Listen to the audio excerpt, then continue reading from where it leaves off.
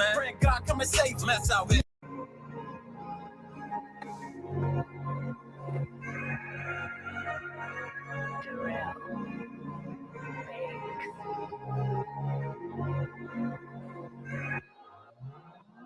This a lost generation. We starving for greatness. We hardly can make it, and truth is a pill that we hardly can take. Look at our generation, walking lost in this matrix, praying God come and save them. You'll do it for yourself if you really want to help, otherwise it'd be hard to escape to the lost generation. This a lost generation. We starving for greatness. We hardly can make it, and truth is a pill that we hardly can take. Look at our generation, walking lost in this matrix. At us, man. Praying God come and save us out here. You'll do it for yourself if you really want to help, otherwise it'd be hard to escape with a lost generation. Where everything's fun and games. We drink and we smoke just to numb the pain. We scream for the cops when a brother gets shot. Then we march for our money, don't nothing change. Damn, I'm tired of these fucking games. Shit, we gotta do something, man. They label us black, our history snatched. We don't even know where the fuck we came from. They gave you another name, watched it and gave you another brain. We used to be scholars till they gave us dollars. You gotta realize this a fucking game, so make sure you play it right. When you give it your all, you sleep when you lay at night. I am a ray of light. That's an affirmation, something that you could say alright. I am a ray of light. Get exposed. I swear this cycle's getting old. How we giving all our children shit we couldn't deal with it. Shit from further from their souls. This world is so cold. Thinking myself like, damn, sometimes I don't wanna have babies. Like, damn, what they gon' have faith in? I guess all I can say is, damn, this a lost generation. We starving for greatness. We hardly can make it, and truth is a pill that we hardly can take. Look at our generation, walking lost in this matrix, praying God come and save them. You'll do it for yourself if you really want to help, otherwise it'd be hard to escape with a lost generation. This a lost generation. We starving for greatness. We hardly can make it, and truth is a pill that we hardly can take. Look at our generation, walking lost in this matrix, praying God come and save them. You'll do it for yourself if you really want to help, otherwise it'd be hard to escape with a lost generation. Where youngins be selling us dope and politicians sell us hope. We never noticed all the power we got in our hands. They trick us and tell us to vote. Why should I care about July 4th? That one what my people died for was given religion and put up in a wicked system. But this shit won't our choice, so just find yours. There's different meanings of freedom, you need to define yours. Republic or Democrat, I don't get into that. They gotta give us back our voice. Cause how can the president speak for me? Or clean up the streets and find peace for me? They can't part the Red Sea for me. If I thought that, then I ain't even free. I'm just trying to tell them, the hand they dealing us is deadly. Let's come together for protection. They use their air, food, and water as weapons for harming my essence. It's time that we check it. I need my people to help me. The time is now, we need plans. But we ain't got no hope, so we apply, go vote and say, y'all don't know, just keep praying. Damn, this a lost generation. We starving for greatness. We hardly can make it, and truth is a pill that we hardly can take. Look at our generation, walking lost in this matrix, praying God come and save them. You'll do it for yourself if you really want to help, otherwise it'd be hard to escape with a lost generation. This a lost generation. We starving for greatness. We hardly can make it, and truth is a pill that we hardly can take. Look at our generation, walking lost in this matrix, praying God come and save them. You'll do it for yourself if you really want to help, otherwise it'd be hard to escape with a lost generation. I think that if you take one of the O's out of good, it's God. If you had a D to evil, it's the devil. I think some cool motherfuckers sat down a long time ago and said, let's figure out a way that we can control motherfuckers. And that's what they came up with, is the Bible. Because if the guy wrote the Bible, I'm sure it would have been a revised copy by now. You know what I mean? Because a lot of shit has changed. And I've been looking for this revised copy, and I don't see it. Peace, peace, peace, and bliss to my family that's coming in. I know you guys probably, sis came up. Hold on real quick. I was off the page. Peace, beautiful sister. How are you? Good. How are you? I am great. Dang, girl, your mic loud as hell. Look, on the phone, we be like, hey, I can't hear. Loud says, oh my God. Hold on. Okay. I think I got the volume up to the highest. Maybe because I was in the restroom. Okay. Just washing my face. That's that good mic. That's that mic, baby. That's that good mic. But hold on. I just said I started with the video. Basically, I was just, I'm about to get into this info in a minute, but I definitely got to go over this, right? Okay. I'm so very confused as to why people, have issues, especially when you have a direct contact to reach someone, right? Yeah. the brother that has the I guess this is a fake YouTube beef. I don't know what's really going on, but the brother that has the issue with me, I got much love for. Definitely a lot of respect. I don't understand when weird stuff happens with people, why they don't contact you. I even reached out to the brother. I know people probably be like, what is she talking about? But I'm about to show y'all. My brother, Negus, that, has some type of issue with me and thinks I was talking about him, but he was on the whole live and I told him to come up. I just got to hear this. This was just brought to me, so I just got to understand what's going on, guys. We're going to check this out real quick. All right, sis, I'm just listening to this for a minute and get right into it. Okay. All right. So anyway, I know a few people probably think I'm about to tear the club up and say some things. I'm not. I'm going to focus on what's important right now. If I feel like talking about it, I'll talk about it. But some people think things is a game. It's no game when it comes to this. But let's go ahead and just take a listen to what's going on here. Let's go ahead and just take a listen. I'm going to bag it back a little bit. Right now, we are watching the YouTube show Redacted.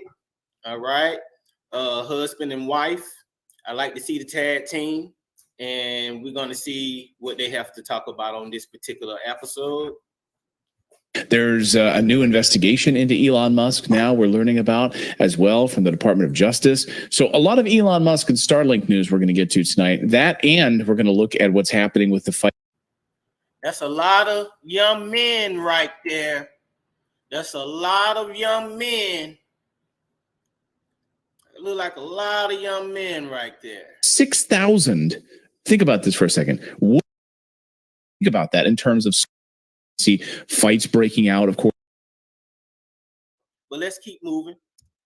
So police can't do anything to stop it. I mean, this is by all.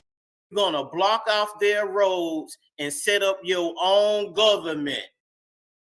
Don't know. We don't know. All I can tell you is prepare for what's coming. To listen to the person downgrade my work as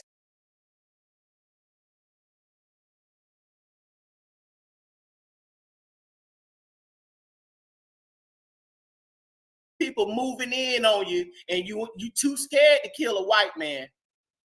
You too scared to put a gun in a white man's face, but you quick to put it in my face. You quick to try to whoop my ass at the grocery store. You quick to do whatever you like to do to each other. I took my time and showed somebody the proper way how to do things, how to do certain things, gave him all the information only to listen to the person downgrade my work as what he's doing is better than what I'm doing.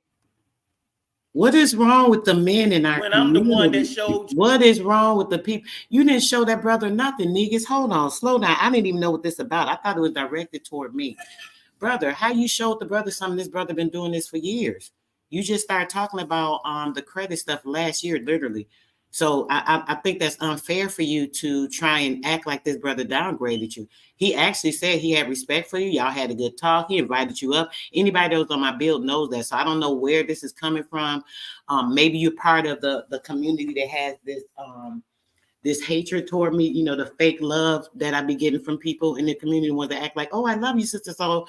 But then it's the bullshit. Like, y'all really got hate. Like, people get upset when I'm trying to help our people in this community. If they're doing something, and if I'm not doing something the way they're doing it or going along with them, I guess because I'm newer to the community, I'm doing something against them. This shit is weird as fuck. Hold on, let me listen to this shit, because I hope I don't get upset, because I got mad respect for the brother. I hope he ain't fucking ruined it with this dumb shit. Stay calm, sis. Real talk. No, sis, I ain't even listened to this shit. I just want to hear it fresh, like real talk. I'm not even understanding this. I'm gonna stay calm, but I'm trying to get this. Let's go. So I'm just gonna leave it at that. I'm just like, wow, look at this. And then for the other person to, you know what I'm saying? We quick to disrespect each other, and for the other person to make sure that I watch the bullshit. Then I help you the day before, and then I help you a time before that. You didn't stand up for the kid. You let the man say what he had to say, and I start watching the show within minutes. Didn't even go back. Don't care what was said beyond that point because you didn't stand up for the kid. Even though I did you a favor out the kindness of my heart.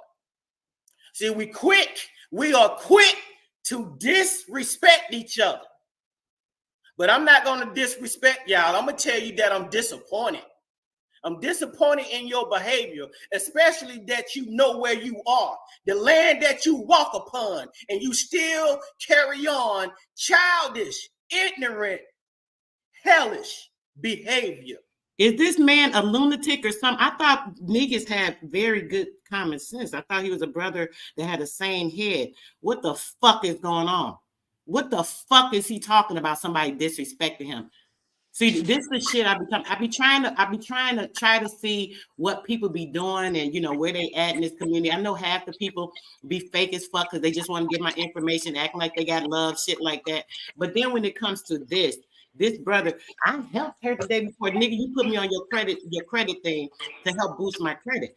What big help is that? That's great. My credit is at 100%. Do I need to pull it up? I got 100% payment history. My shit say 100% payment history. It's only down right now because of a court proceeding that I'm going through right now. Don't play your motherfucking self ever trying to use my motherfucking name like you did something for me. Your fucking life. I appreciate the fucking laptop you offered. I ain't asked you for shit. So that biggity shit about what a bitch trying to help, don't get mad because the brother got more info than you and he got higher standards and he can help you the fuck in. This right here, sis. Yo, breathe. I can't even believe this man going in like this on this bullshit. I know. What's wrong with these niggas in this community? I hate these niggas in this community. Y'all some bitches, straight up. Let's go. Straight bitch ass. I am disappointed. You disappointed, you fucking clown. I really am. I'm gonna let it be at that because I ain't about embarrassing people. Or you embarrass your motherfucking trying to bring somebody down because our community has definitely seen enough tearing down. If what you got, sir, if that works, then it works. And congratulations, it works. Who the fuck tore you down to say anything against you? And I'm gonna leave it at that. I'm gonna leave it at that. You ain't leave it at that when I called you said come so the fuck up anyway, on the fake ass nigga. Act like a grown ass man. Migrants, do that. while we busy shit behind your back, attacking each other and being disappointments to each other. We got organized crime at our back door, and these people are coming in by the thousands. I'm telling you, I probably got 6,000. It's not enough. Yeah, let's stop it right there. Since how long ago I've been talking about this? We're gonna have to come together and start making these some shit work. People, how these bitches been bringing them in, how they going to fucking Europe on the shore. How long I've been talking about this shit? How long I've been reading in a motherfucking book? Yo, what the fuck? What I'm thinking is, right, he's saying we got all this stuff going on and we attacking each other, but he just attacked y'all. No, Reed. Sis, you seen the live. Did we not invite this man? That don't make sense. I respect the Why brother. you can't just call and express yourself? You know, and because maybe you took something wrong. I don't know. Maybe you misheard something. But you could have just called you or Tony and just squared it all out instead of going on YouTube. That's childish. That is so childish. I don't know if you noticed the remark. Hold on, let me remind you in case you didn't see it, because I know sometimes you be doing stuff and listening. But in the chat, he put a remark in there when we was doing the video. You did see it. Okay, so yeah, he put the remark in there, and the remark was like, it was weird. And me and Tony, I looked at it and I was like, what the hell niggas talking about? And then Tony looked at it. He was like, oh yeah, niggas, something. He still wasn't disrespectful, even though the comment was weird. Yeah. He's still disrespectful. He was like, oh, you know, brother, we had a conversation. I told you to hit me so we could do something. You know, he even told him, I told you we can get together since we're on the same shit. Tony always trying to help and build and do what's going on. I'm gonna say Yeah. that they trying to talk shit about the brother in the community sometimes, but I can't get behind that shit because the brother don't do shit but a lot of good shit from what I see. Yeah. He want to help people, regardless. Everybody got faults, just like they look at me and kind of, oh, Sister Soul so mean. Because when bitches do fake ass shit like this, I gotta check their ass. So now I'm the mean person. That's the same way they do him. I see. Just because you know he got his little attitudes or things of that nature. You don't know a person's history. You don't know their fucking story. You motherfuckers take a 38 to the motherfucking head and walk around this bitch and don't have no attitude and hunky dory every fucking day. You fake ass bitches. Y'all handle that shit. Now, that didn't make sense. He's doing the same thing he's arguing about. That's what didn't make sense. You're disappointed, but you just turned around and did what he accused you guys of doing. A grown ass man. Sis, this is a grown ass man. Well, he could have easily just picked up the phone and said, you know, he felt some kind of way and had a civil conversation. That didn't make any type of sense at all. I didn't hear anything negative you said about him. I listened to the whole thing and I didn't hear anything. I listened to it twice because I had to go back because I had missed a lot.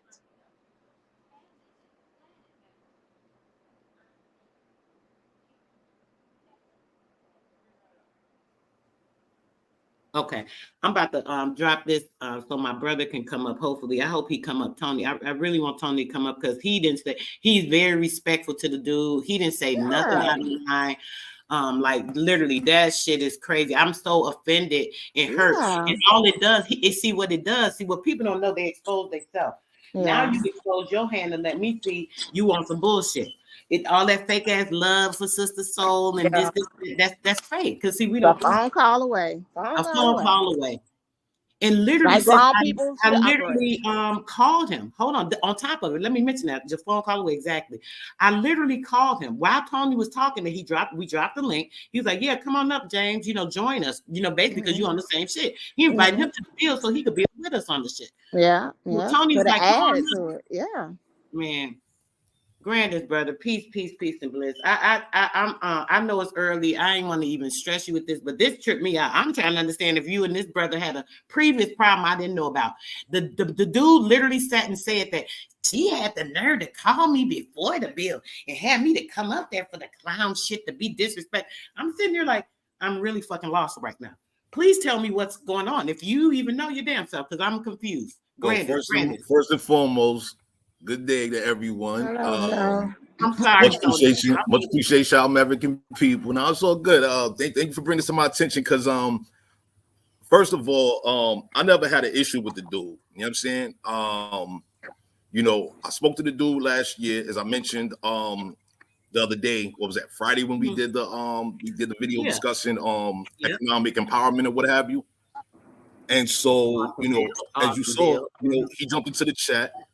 Yeah. You know, I had mentioned that, you know, I've reached out to him. I've called him. I have his direct number and I called him in past weeks. You know, I got a schedule. He has a schedule. We all got schedules. You know what I'm saying? Like we're not like little kids without with nothing to do out here. You see what I'm saying? So anyway, also tried to call the dude. What was that?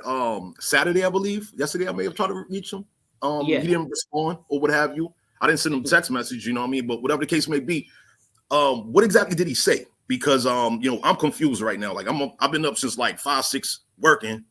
You feel me? Like I'm making preparations for tomorrow. I got a lot of people engaged on a personal side as well as on a business side of things. You know what I mean? Like I'm about people's lives improving. You see what I'm saying? And we got real world problems, corruption, etc. taking place against all of us. All of our communities are fucked up right now. You know what I'm saying? So many people are financially fucked up. And so me hearing that somebody's talking shit when we're trying to uplift and inspire people to work together, I mean, I don't understand. I don't understand, brother. I'm so lost. Let me tell you, I know I called you out the blue, like you got to hear this shit because it did involve you and I could not leave you out. I called you out the blue. What happened was I received it and the shit was crazy. I'm like, I said, niggas talking shit about me. Somebody like, yo, niggas talking mad junk about you, you know, da. What happened? I'm like, niggas, bro. I'm telling you, James Roselle. Yeah, James Roselle. He just did the bill. So boom. What exactly did he say though? Play it back. Let me run it back, bro. Hold on. Let me run it back. I don't All right. this shit just, I don't get it. Hold on. Here it go. I don't remember how far it was. I just listened to it, but here It was, I think it was about around 20. Okay, I'm putting that 1946. Let's Yeah. see. That I watch the Okay, yep, bullshit. here we go. Yep, let me go back a little bit. People moving in on Hold you. on. Okay, so there he was talking about that. All these people into Chicago, Illinois.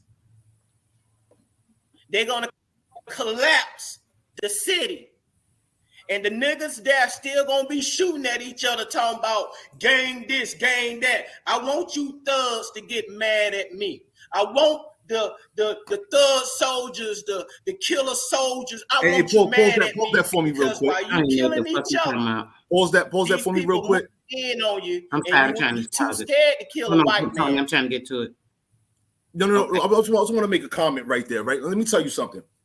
You know what I mean? I work with quote unquote gang males and females across the country, all right? I speak to them on a regular basis on how to transition their lives. Mm-hmm. Working with them with their credit. Because most of the people within our communities that have been set up for exploitation, that have been incarcerated, they don't know shit about law. They don't know shit about credit.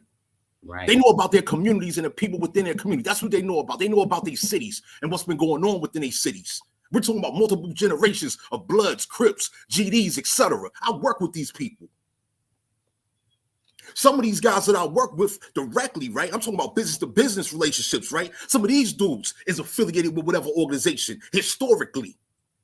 I'm talking about dating back to the 1960s and 70s Chicago gang era.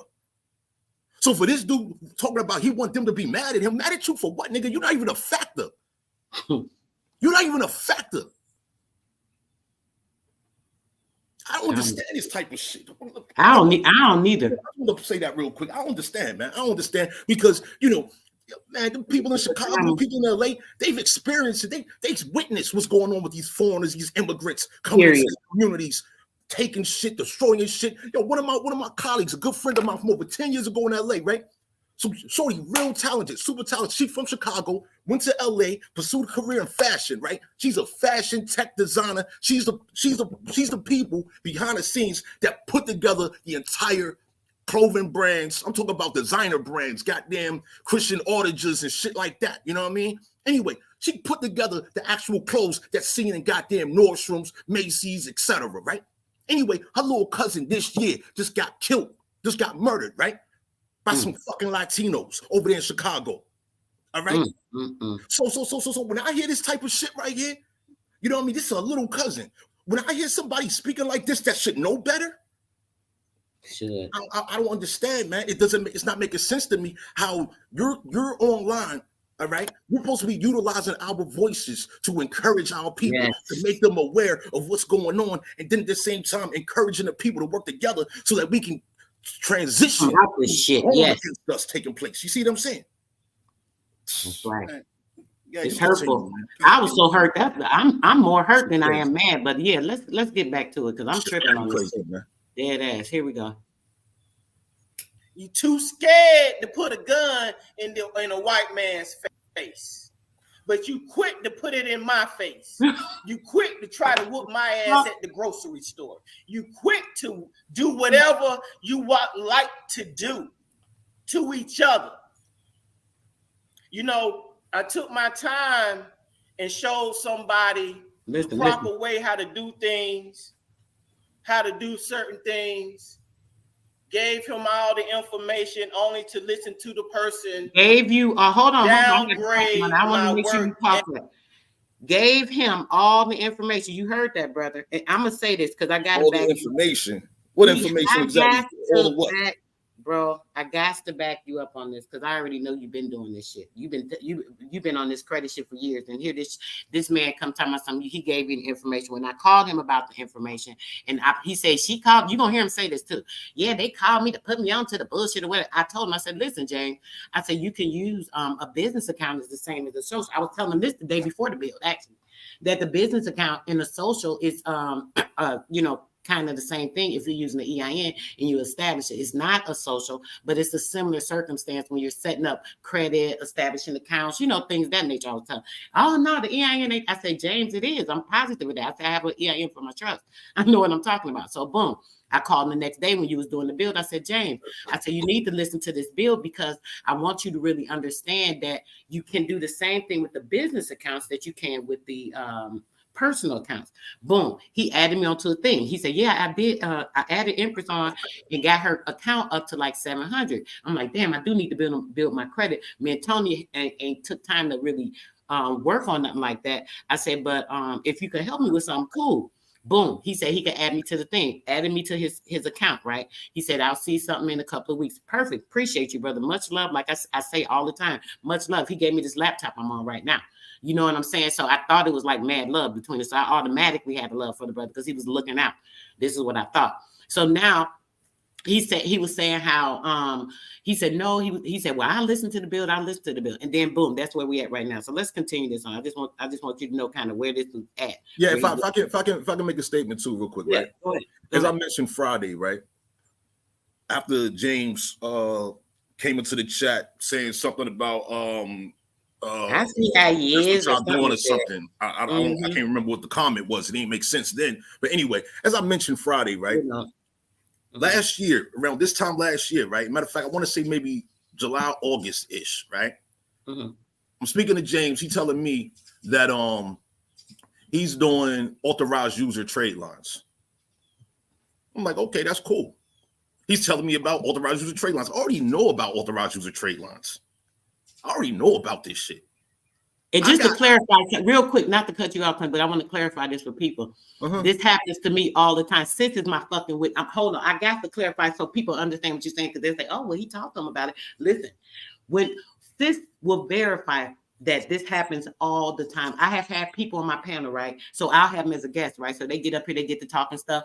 I'll just let them go on. Half the shit they talking about, I teach or I've already taught. But I don't jump in and be like, well, hey, I already taught this. Hey, I know this. I hear shit all the time. Motherfuckers be on panel talking the shit they done learned from me. They don't never shout me out. They don't say, oh, I learned this, such and such, a good info. I don't even look for that type of shit. You feel me? But for him to do this, and acting like that, like, oh, because he talked to you about something. Now he's taught you something. That's like somebody being on my panel. They don't came on my panel talking about something. It's like, oh, they taught me something. No, I allowed you to present because that it's weird how people think. But go ahead, brother. I just want to put that out there. No, you're fine. You're fine. All the time. You're fine. So yeah, he mentioned that he's dealing with authorized user trade lines, this, that, and other. I'm like, all right, like that's cool. I'm glad you're doing that because people need to be aware of these type of services being available. A lot of people don't even know what an authorized user is. And then on top of that, what I've been encouraging people to do, is add their own relatives so that people don't have to go out and pay for authorized user. You can just literally add your relative, as I mentioned the other day.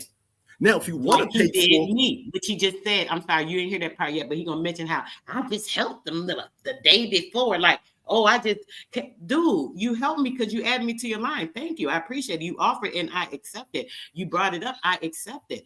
But that doesn't, I'm sorry. Go ahead, Tony. I'm going somewhere else. Oh, you're fine. I understand. This doesn't make sense right here. But anyway, authorized user, people, you can look up authorized user trade lines right now. And there are so many companies that are selling this. All right. And I'm talking about they overcharging for something, although it may increase your credit score. All right, because this year, all right, with my experience with authorized user profiles, the only thing authorized user is doing for you is increasing your credit limit. I have not seen, and I'm talking about numerous clients that I worked with throughout this year, coming out of last year. Last year, with the authorized user trade lines, yes, it will increase your score. It will bring down your credit utilization, things of this nature. It still does bring down your credit utilization. However, the data that it used to provide for people as far as increasing their credit score, I haven't seen that happen. All right. And so anyway, I transitioned because I've solidified the completion of my studies into primary trade lines, where I'm working directly with people, as I mentioned, who are putting information into the system, which is building people's credit profiles directly. Authorized users don't do that. There's a big difference. So if he's in the lane of authorized users and I'm dealing with data furnishing, we're in two different categories by default. But he doesn't understand it, Tony. This is the thing. I was trying to explain it to him and let him see there's a difference. When people see one thing, they might think it's like honey. I'll tell somebody, hey, you know, when you're using a detox, make sure you're using honey. Don't use sugar because you want it to be pure. That's like them going to the store and they get a bottle of this fake ass honey that's supposed to be honey, but we know it's not even honey. It's some type of fake syrup. You're not using raw honey, right? It's different types of things. You have there. It's like depending on what you're doing. This applies. Depending on what you're doing, this could apply. It's the same scenario, but it's different platforms. That's what he's not getting, and that's why I want him to understand the bill so he could see that. And I think that's what he found offensive, which is I'm still confused about, but. Yeah. Yo, I mean, I showed the other day a sample debt portfolio. Like if people was to take time to run back those videos, himself included, right? By him knowing about the authorized users, if he had done a little bit of research, he would have learned about how these debt portfolios work. I literally explained how these debt collecting companies, they're purchasing these debt lists. These are entire portfolios in different categories, from mortgages, from mortgage loans, to auto loans, credit cards, student loans. You got bail bonds. The list goes on, right?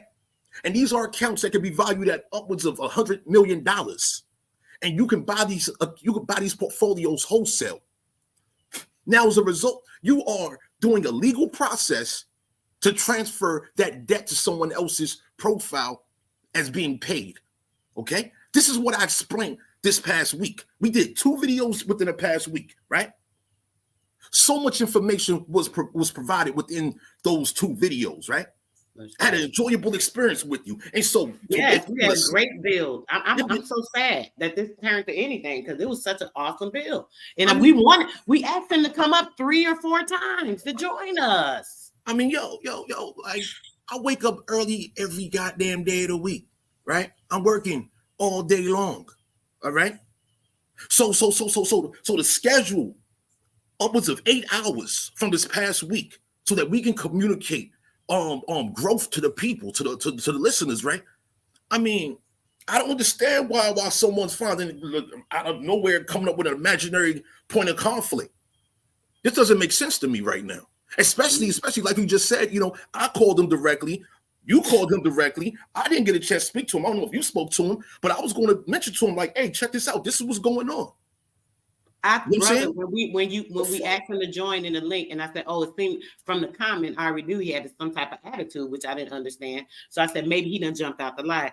Literally, while we were still on the live, I sent him a message. I was like, bro, I said, I don't understand what you mean by that. I said, please come up, come join us. You good. You know, boom, boom, boom. We could have a great conversation. StreamYard link and everything. We never had a great conversation. Yep. He never responded to it. As I mentioned this past week in the last 2 videos, right? I just literally explained to the people how this is how these foreigners are coming into our communities, coming into all of our territories, right? They start off 20 deep in one room. You got 20 of them in one room. They're saving their money, minimum wage money, right? And then they grow into getting a goddamn house. Now they went from a room to a house. They use trade lines in their credit to do that. Primary trade lines at that. Then they transitioned into business primary trade lines. I just gave everybody the goddamn formula while making the service available. Wait. Let's get on with the video and we can talk a little bit more about that. Right. And that's the thing. I'm feeling like the problem is he feels like they stepped on my toes. I've been doing builds on all type of information. I've been on the law shit for like 1.5 years now. I mean, I don't understand how it could be that I'm stepping on your toes and you're not even talking about this subject. You're not even familiar with the information that Tony was presenting to help enhance. So how can you say anything is coming against you when we're inviting? He gave me all the information. How can you say that you gave me? Like, he don't know what the fuck I study and what agreements I got with whatever businesses, so on and so forth. I thought that was rude and insulting for him to say that. It like literally, and I already know what you be doing. So like that shit was crazy. But yeah, let's finish this. Yeah, let me hear this, man. Yeah, I gotta hear what else you said. It's crazy. As what he's doing is better than what I'm doing. It's better than. Wait. Hold on. I gotta stop it again already. When I'm the one that. Hold on. he's doing what's better than when I was doing when I'm the one that talked to him about it. I already know that's what he's saying because we just heard it. But either way, this my point. How this is the contention with this sound like the childish shit. He's up there talking about something, teaching what he's doing as if it's better than what I was doing. Okay, what if you did teach him? Let's say this. Let's say Tony never heard about the trade lines, right? You put the brother on, James, right? Let's say you put him on. Here it is a year later. He's trying to teach people and put them on so they can fucking escalate this shit because he done learn even more shit. What's the problem? I'm really fucking confused. I'm really fucking confused though. I got a comment on that, right? So check it once again, right? So I'm gonna run it back because as I mentioned the other day, right? It was in 2021, I believe it was beginning of 2021, or it was in 2020. Yeah, it was 2021, right? I called all my colleagues, all my friends. I called them, right? This was like January, February 2021. I called everybody that I fucks with, right? And I'm like, hey, check it out. Yo, you need to get a primary trade line. This company right here, myjewelersclub.com, right? As I mentioned the other day, my Jewelers Club got shut down because so many people on social media was promoting it, right? And people was doing CPNs on it, all types of shit, and it fucked it up. Anyway, that's what happened. I told my peoples to run the play. Yo, you put up $300-$400 and you got $5,000 being reported as paid as a paid account. Now you're getting up to $5,000 credit cards. So what my mind did, right? I'm like, yo, how can this company do this with jewelry, right? How can they do it? How did they do it? So I got to studying. I got to doing research on the shit.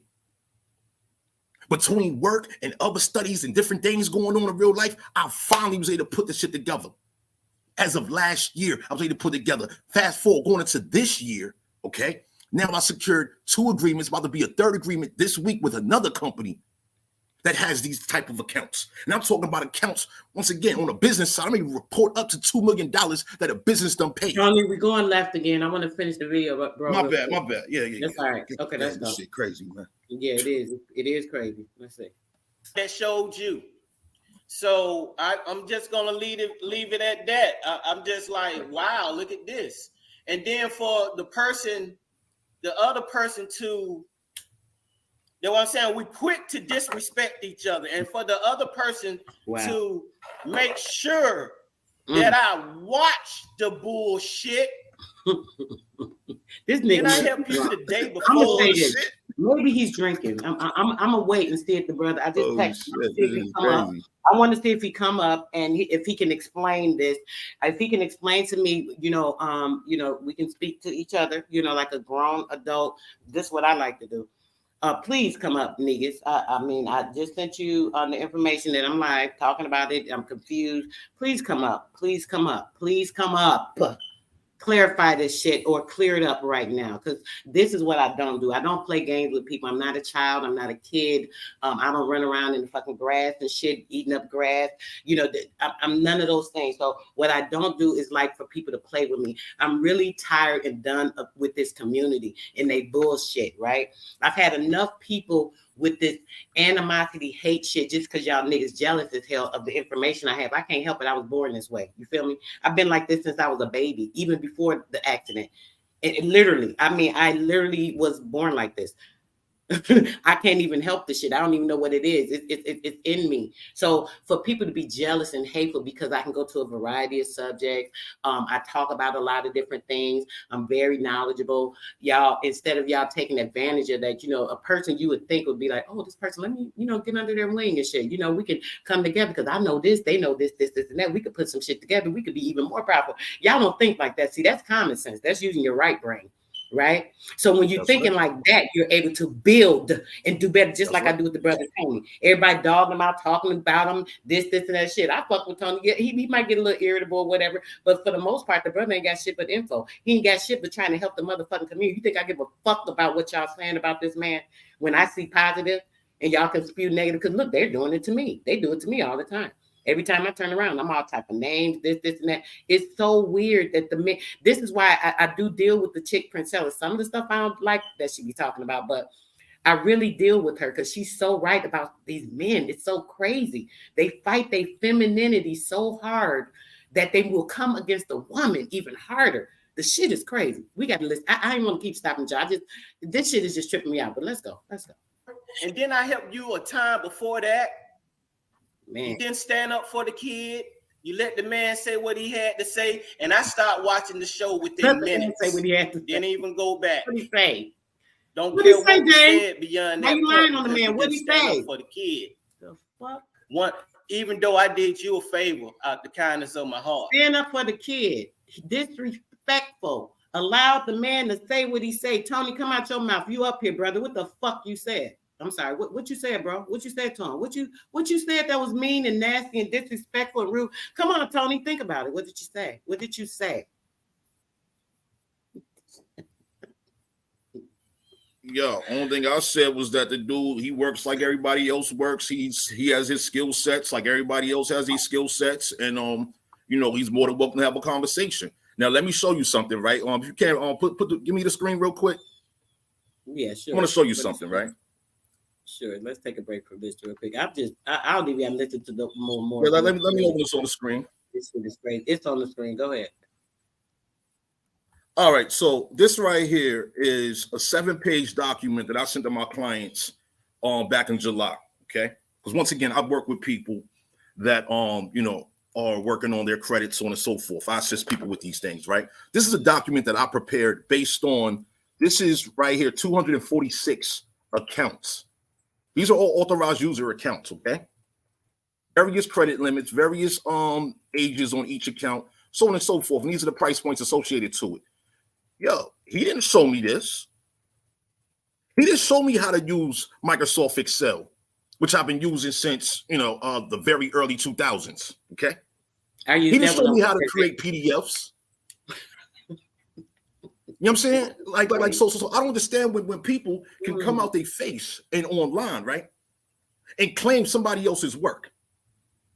Especially when someone is trying to assist people, okay? Making themselves available to work with them. And just to clarify, Tony, just to clarify, you heard him when he was saying, had the nerve to call me for the bullshit before and all this other shit. I'm calling you to put you on, brother. What the freak don't you get? I called you because when I was talking to you the day before, when you added me to your line to help boost my credit, when you said you was helping me, which you wanted to throw out there so quick, I helped them the day before. Nigga, take me the fuck off. I don't need your shit. I can build my own shit. I'm like, okay. Man, I know he didn't add me as the authorized user.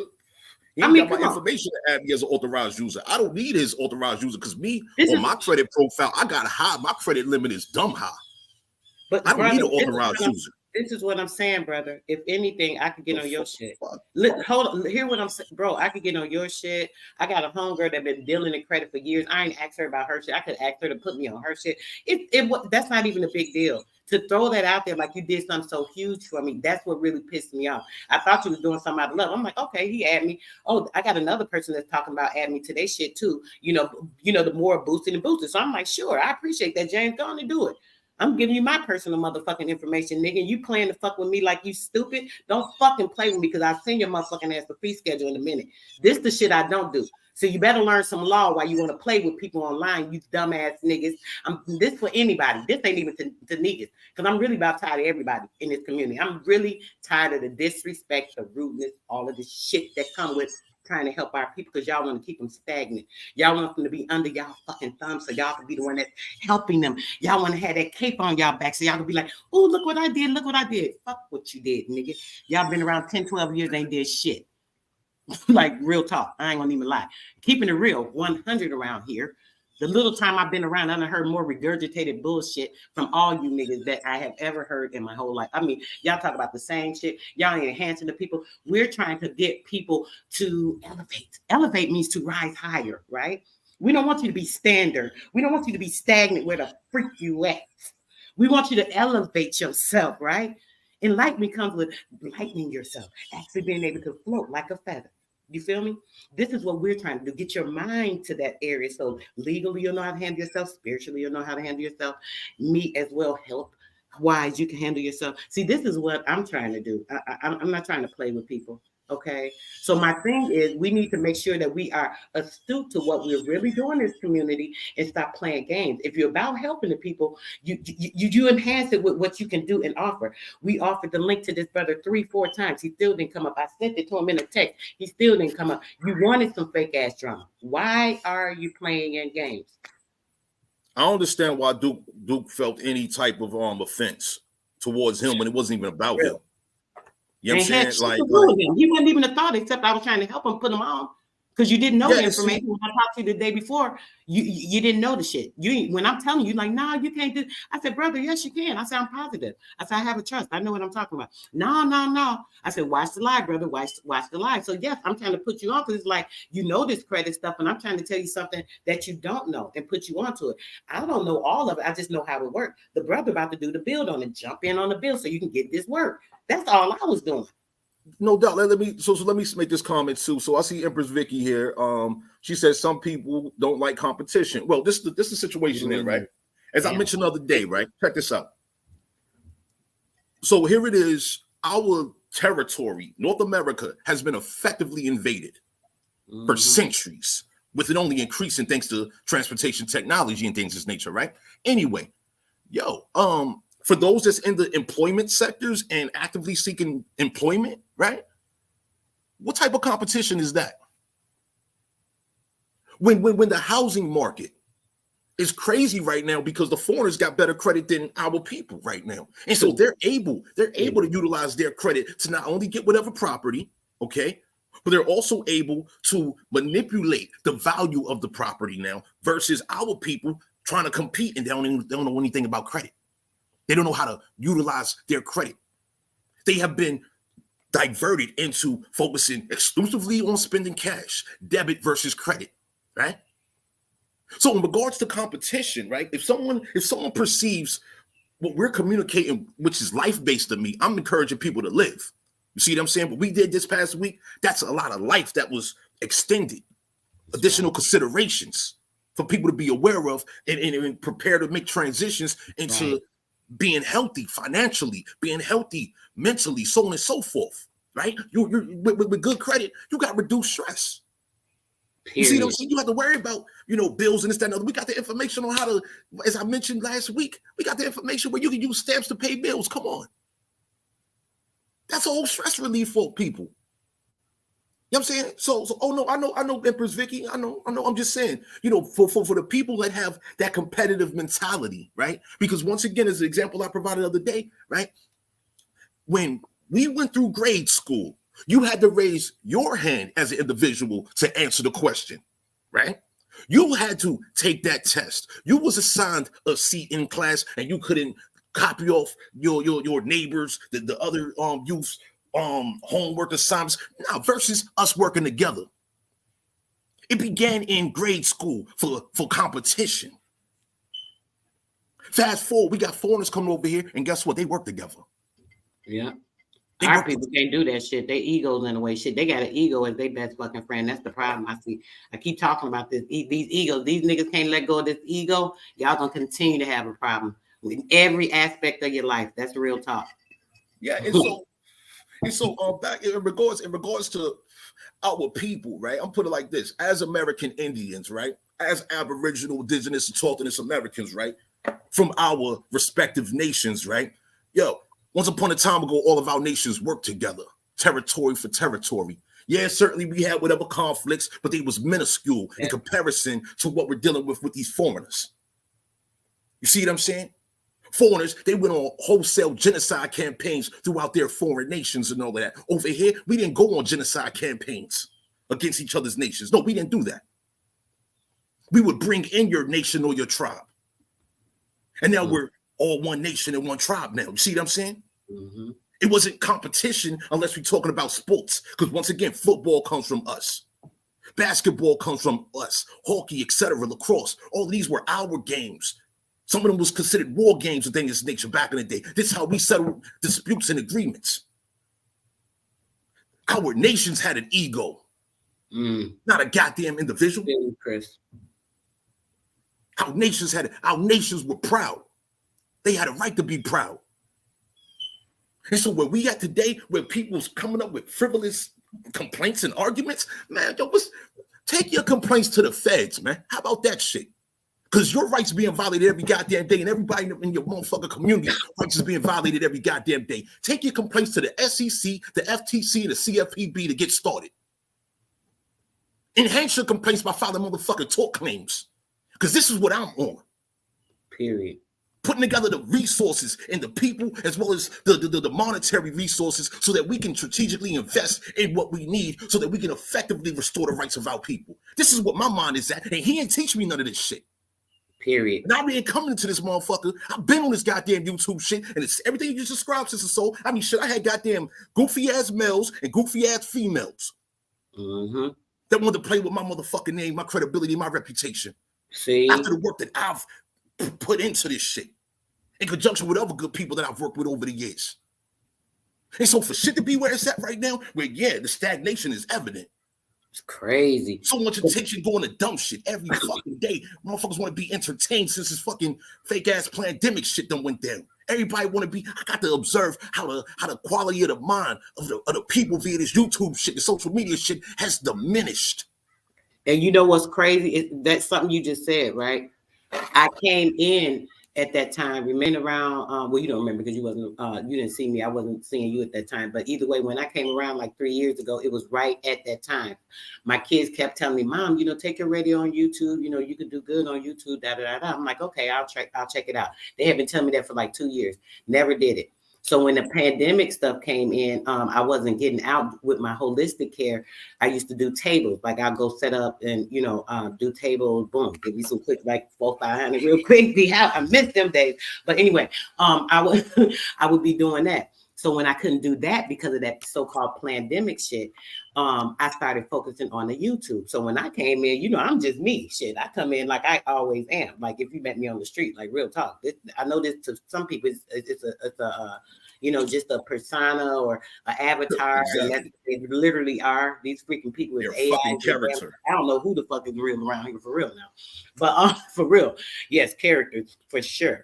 So I'm thinking people genuine. Man, I went through so much junk. I don't even want to get into it. But a lot of people that's been around, they know some of the nonsense I went through with these people trying to shit on my name, act like I'm this and that, putting characters on me that I'm not, because they want to be disrespectful, rude, and then when I flip, oh, she this and that, oh, she just cuts deep, just because you want to start some layers cutting and shit, want to friction my skin, don't mean I ain't gonna cut your ass deep when you start cutting. Don't play with me, because I'm really not the one. I'm very loving and kind, but I'm not the one to be played with either. I can flip quick on you. So when they seen that, oh, she's this, oh, she's so mean. Listen, I'm only mean to those that's mean to me. So if you don't have a problem with me, I ain't got no problem with trying to help you, enhance you, giving you, doing whatever I can to assist you. That's just me. That's my nature. Nobody can take that away from me, even y'all stupid idiots, even the ones that don't appreciate the love I've been showing in this community since I've been around. So I know what you're saying, Tony, and I'm glad that I found it out early. So it's newer to me. So I'm earlier in this community. So I haven't experienced except, certain little things. And since I see how it is, it helped me. So now I don't have to go to the extremes of going through so much drama. The little drama I had, people talking about me, whatever, that's they hear say, he say, people believe or listen to them, that's their dumb ass. I don't really care. So my thing is I'm here for the people. So whatever they're doing, they can continue to do it. It's not going to stop what's really going on. Because see, the people that's in tune to light, they're gonna gravitate to it. Because see, their electromagnetism within them, the truth and the light, it shall come to the light. And they're going to gravitate to the truth and the light. And that's what's important. And those are the ones that's important. Anybody else, I could care damn less at this point now. This just blew my mind so much. I'm hurt. I really am. I really thought that James was a good ass brother. Like literally, you have shown me your whole brother, your whole entire character. I thought you were such a different person, and for you to act like, try to make it like I did something against you. The brother did something against you. He's using your information. Shit, people do this shit to me all day long since I've been in YouTube. Shit, that I talk about something on their panel next week, they making a whole build on the shit, never mention me. Like, how many times that doesn't happen? Stop playing with me. You think, who cares about that shit? It is annoying if it was happening consistently, but you don't have proof of this. This brother been doing this for years. How you gonna sit up and say something about what he doing? That's just wrong. It's wrong. You're trying to belittle him. That's what I find wrong in it. You're trying to belittle him and what he has to offer. You're trying to belittle his character and what he has to bring to the table that you don't have information on. And I think that's what's really wrong. That's what's really wrong. I mean, I want to add this to the equation, right? So this past week, you welcomed me to share this information to your audience, right? Correct. Now, question: them documents that I prepared, everything that I showed, the discussions dealing with the AI automated approval and denials, etc., the discrimination, etc., the federal laws associated to all of this, where it's blatantly saying it's unlawful to refuse the extension of credit and things of this nature. Has he done that on his channel? Bro, see, I don't even want to go bad. I ain't gonna even say too much. All I'm gonna say is that the things that I bring, everybody over here, I'm gonna say this one statement, right? Anybody that come to my chat, right? The things that I bring are the things that y'all have not heard and regurgitated in this community. When I bring something to my platform, I'm talking about certain things. If it's not just for entertainment with a little bit of info, just to, come build with y'all, share some love, it's literally about what it is. Y'all already know that. Y'all not hearing this. Y'all come here and y'all see, damn, I ain't heard that shit before. So when I bring something to my platform to be presented as something very important and pertinent, that I take my time to go hours and sit up and let this information be put out there, it's because it's something I know y'all ain't never heard. I'm gonna say that. Yeah, I mean the situation, right? Not everybody's reading Brookings Institute articles and reports. Not everybody's reading Stanford University Law Journal reviews and this, that, and not everybody's doing that. But these things are being published every month, every year, so on and so forth. Many of these reports in these journals contain vital data that's impacting our realities throughout our communities, right? And we don't have people qualified or with the intelligence to disseminate this information to get everybody on the same page as far as what we need to be aware of by these foreigners, all these foreign activities, right? Yeah. So for me, right, when I come across information and I send it privately to people throughout my network, right? And then I'm like, you know what? This is very important. Let me reach out to Sister Soul because shit, my channel got fucking flagged for no reason. Some goddamn hate speech when I'm encouraging life, right? I'm encouraging life and I get hit with goddamn hate speech because I'm telling the goddamn truth on how these characters are operatives and shit like that. And then now fast forward, yo, this on a goddamn Sunday morning out this motherfucker. Come on. Like this, we got too much work to do out here. Too much work to be doing out here. I got to get ready for tomorrow.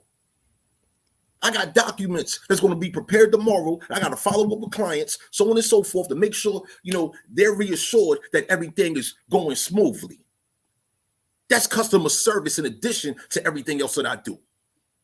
I receive emails regarding, you have superb customer service. That was from A4 Truth to A4 Pure. Now I'm dealing with this. That part. My customer service is impeccable. And so is mine.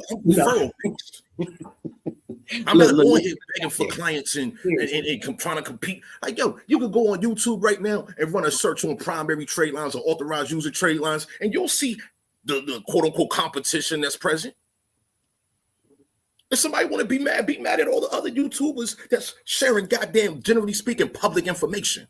Exactly. You just got to know the language. Exactly. And you got to know how to put things together. You got to be able to present it. Presentation is everything. Let me say that.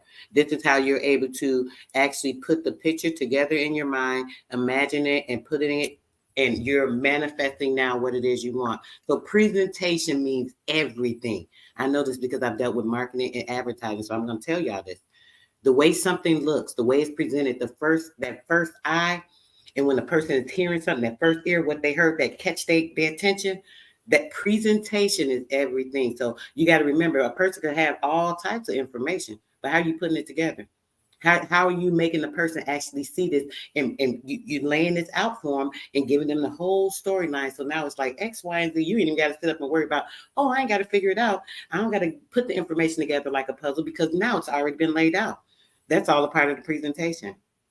And I will say the brother is excellent with that. I love his presentation and his information. The way that he delivers it is outstanding.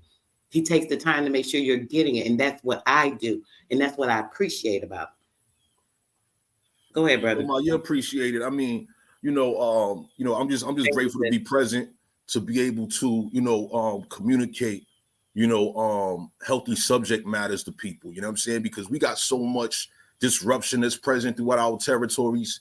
You know what I mean? We got so many people that's suffering unnecessarily, you know what I mean? And, how I say it, everything that we desire to happen from the present to the future requires an active investment. The same way they're actively investing, destroying everything, including us and the land, right? That's the right. Same way we got to counter that investment. That's what I say. This is why, before I begin speaking, I greet the people and I say much appreciation to you all, appreciate your presence, things of this nature. And specifically for our American people, because we got all these other people that don't appreciate us. They're here to take everything from us if we let them. People not taking the time to inform people, to reinforce information and be like, oh, let's shout out this person for doing this and shout out that person for doing that, for bringing this to light, because this is very important. Our population is being violated. And we need all the assistance we can get from ourselves, first and foremost. That's right. Well, we done spent the hour on such negativity, and I don't even like that. I was so ready to I was really ready to get my bill. And when I heard that, I'm like, hold on, I gotta add this to this shit. I added it, put the name in there, so I don't do shit behind people's back. Oh, and the person and everybody know who you're talking about, because everybody was on the damn live. Don't play. See, that's that kid shit. You're a grown ass man, I'm a grown ass woman. I'm mentioning your name. I'm asking you. I text you. I put your name in the thing. You still ain't come up for this to clarify. It's just, it shows even more game.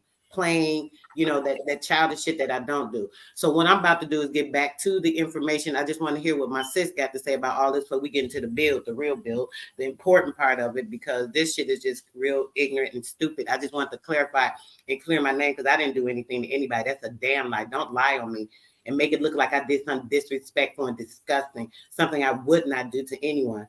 I love my brothers. I would never disrespect my brother unless they come at me. Then you're a piece of shit at this point.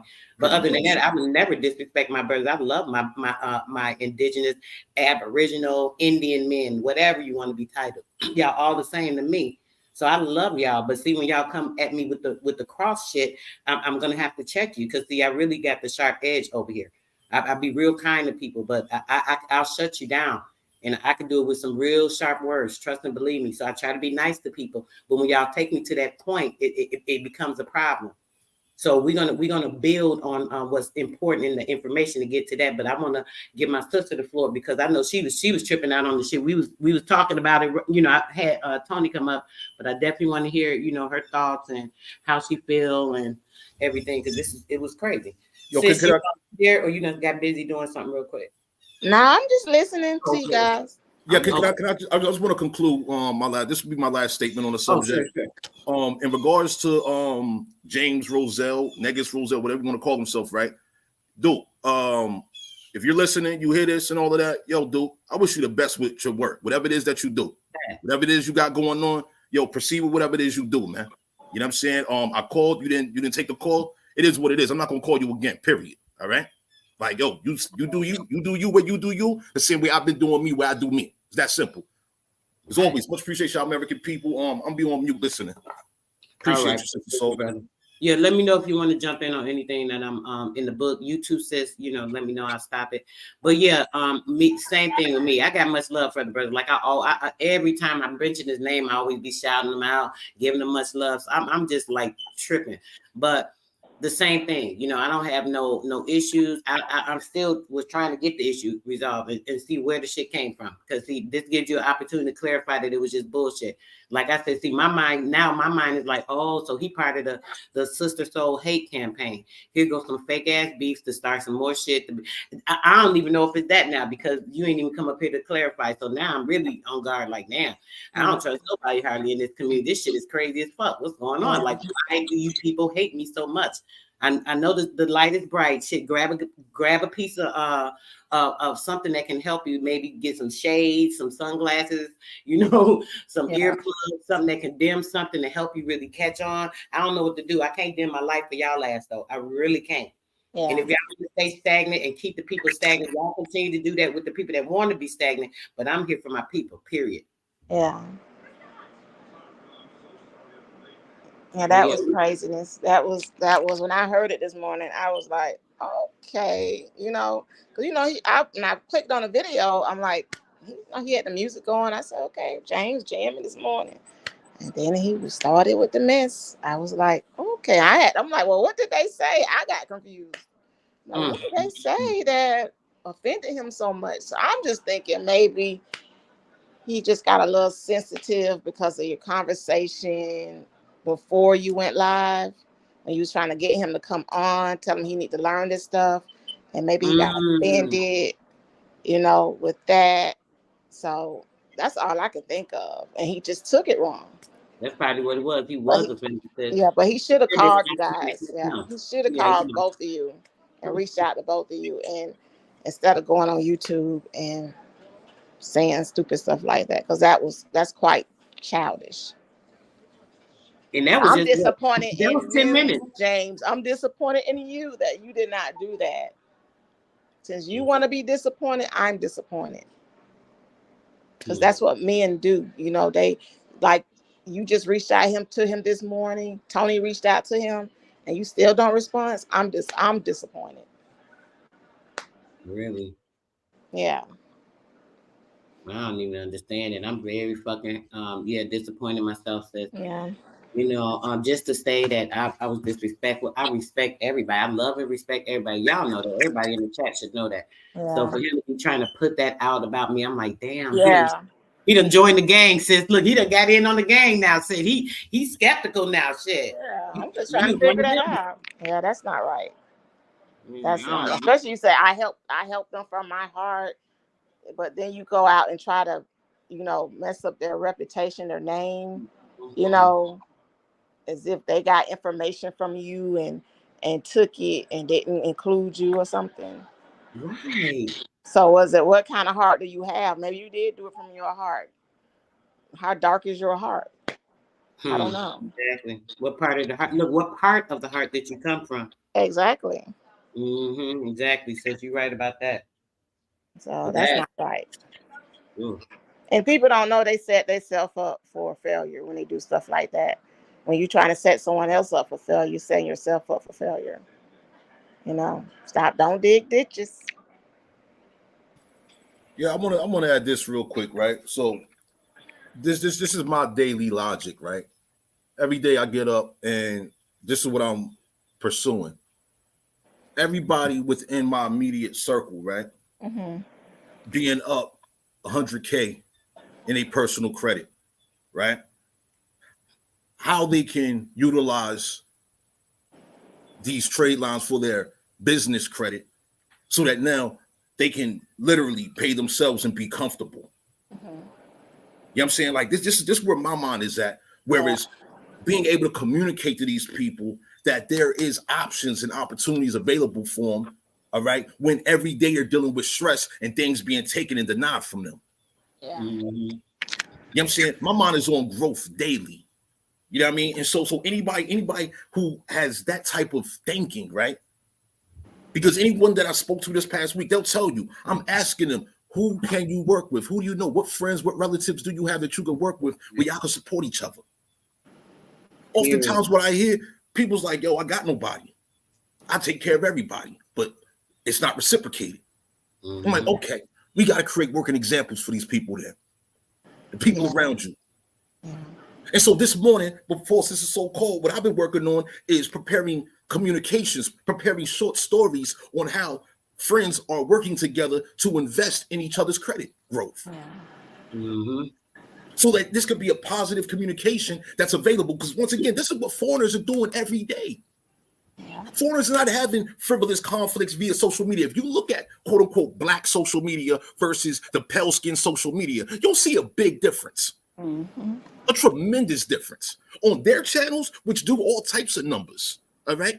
On their channels, they're teaching you about artificial intelligence programming, the free tools for this, different business investment strategies. One of my clients from early this year, right? So he's a cybersecurity professional, right? He's been working for a company for some years. And so anyway, this year, he restructured his LLC, okay? And now he's preparing to tap into government contracts. I connected him with the guy that I was introduced to last year. It was last year, the year prior. I remembered the guy, right? And this guy, he does the SAM.gov filings for businesses so they can prepare their business to tap into federal and state level contracting. Okay? Where you have your NACS codes, like I showed on Friday, right? I showed the NACS codes. Nobody taught me the NACS codes. Nobody taught me that. You had to put that work in. I had to learn that. I had to learn about it. And a lot of this information people getting for free, and they don't understand. Like a lot of the stuff I even talk about on here, not even in my classes, but on here, and I be showing people and talking about. I paid to be in some of those classes to get this information. Like real talk, this shit don't be coming for nothing. And people don't even want to take the time to invest in themselves and really pay attention and listen and build and be able to let's just conglomerate and like be something huge. Like I don't get it. Is it self-sabotaging? You think, Didi, Tony, is it self-sabotaging? Maybe that's what it is. Maybe it's self-sabotaging. In regards to what's self-sabotaging? Don't want no more. Hold on, what's self-sabotaging that you're referring to?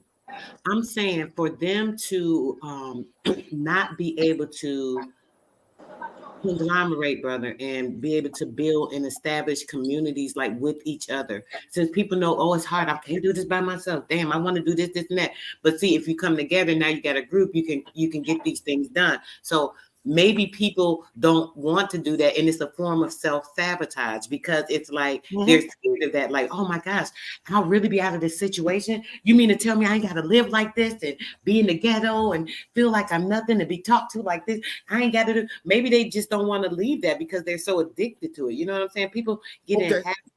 You feel me? So to your point, so I'm very familiar with that, right? So I'm gonna give you an example, right? I'm gonna give you two examples, all right? Of my mental growth over the years. So in my early 20s, right? I was in the streets doing what I do, right? And so I used to get money in this particular community, right? Bunch of young dudes out there. We all young, you know what I'm saying? Some of us was in our early 20s. We got other dudes that's approaching their 30s, and we got youth as young as like 15, 16 years old, and they on the block every morning, right? I'm talking about 24/7 grinding, right? Anyway, and in this particular community, Pale Skins is buying our product. See what I'm saying? So it was all good. The money was sweet. I ain't lie. Anyway, that's what happened. Organized a meeting with the youth. I told everybody that was out there, I'm like, check it out, I got some green, I got some Hennessy and all of that. Come meet me in the park. You just come to the park, you know what I'm saying? You got the green, you got the drinks, you know what I'm saying? Just come to the park. I want to discuss something with y'all on some money shit. It's like 20 of them. Just me. They all grew up together. I didn't grow up with them, right? Anyway. Sit down in the park with them like, hey, check it out. I got the best quality product out here. All right? I got the best.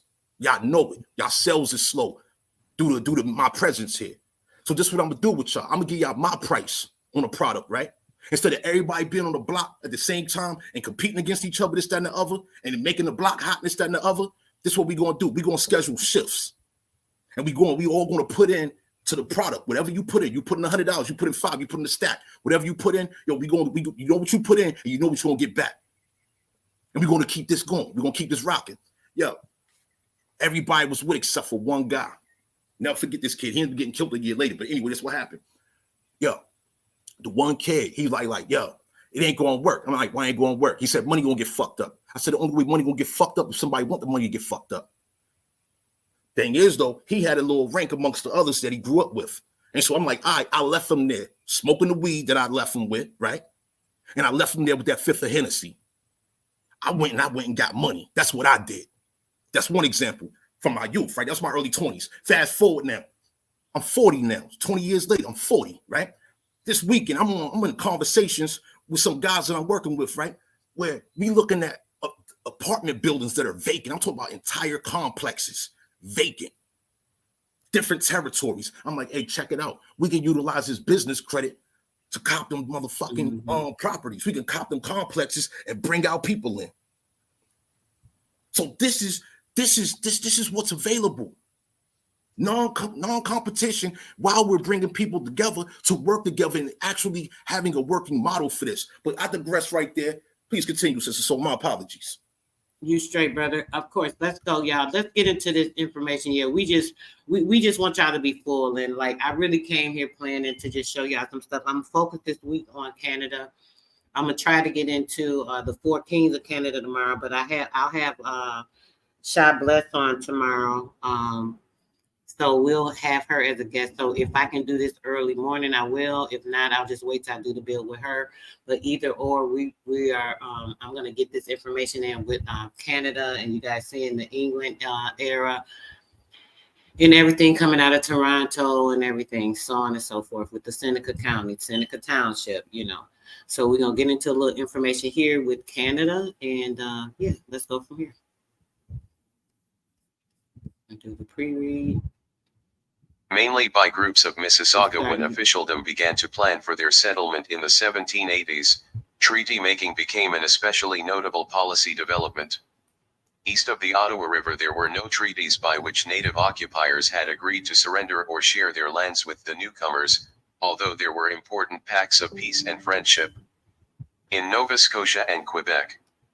In Ontario, by contrast, a pattern of establishing treaties, or treating with, Indigenous occupiers for access to their lands had developed on the foundation of the Royal Proclamation of 1763. Among other things, this imperial edict designated territories west of the Ottawa River and south of the lower Great Lakes as lands reserved to them Indigenous people as their hunting grounds, and specified how such tracts might be acquired legally from the natives. Proclamation policy restricted the right to obtain Aboriginal lands to the Crown's representatives, and required that officials negotiate for land only at a public meeting of natives called for the purpose.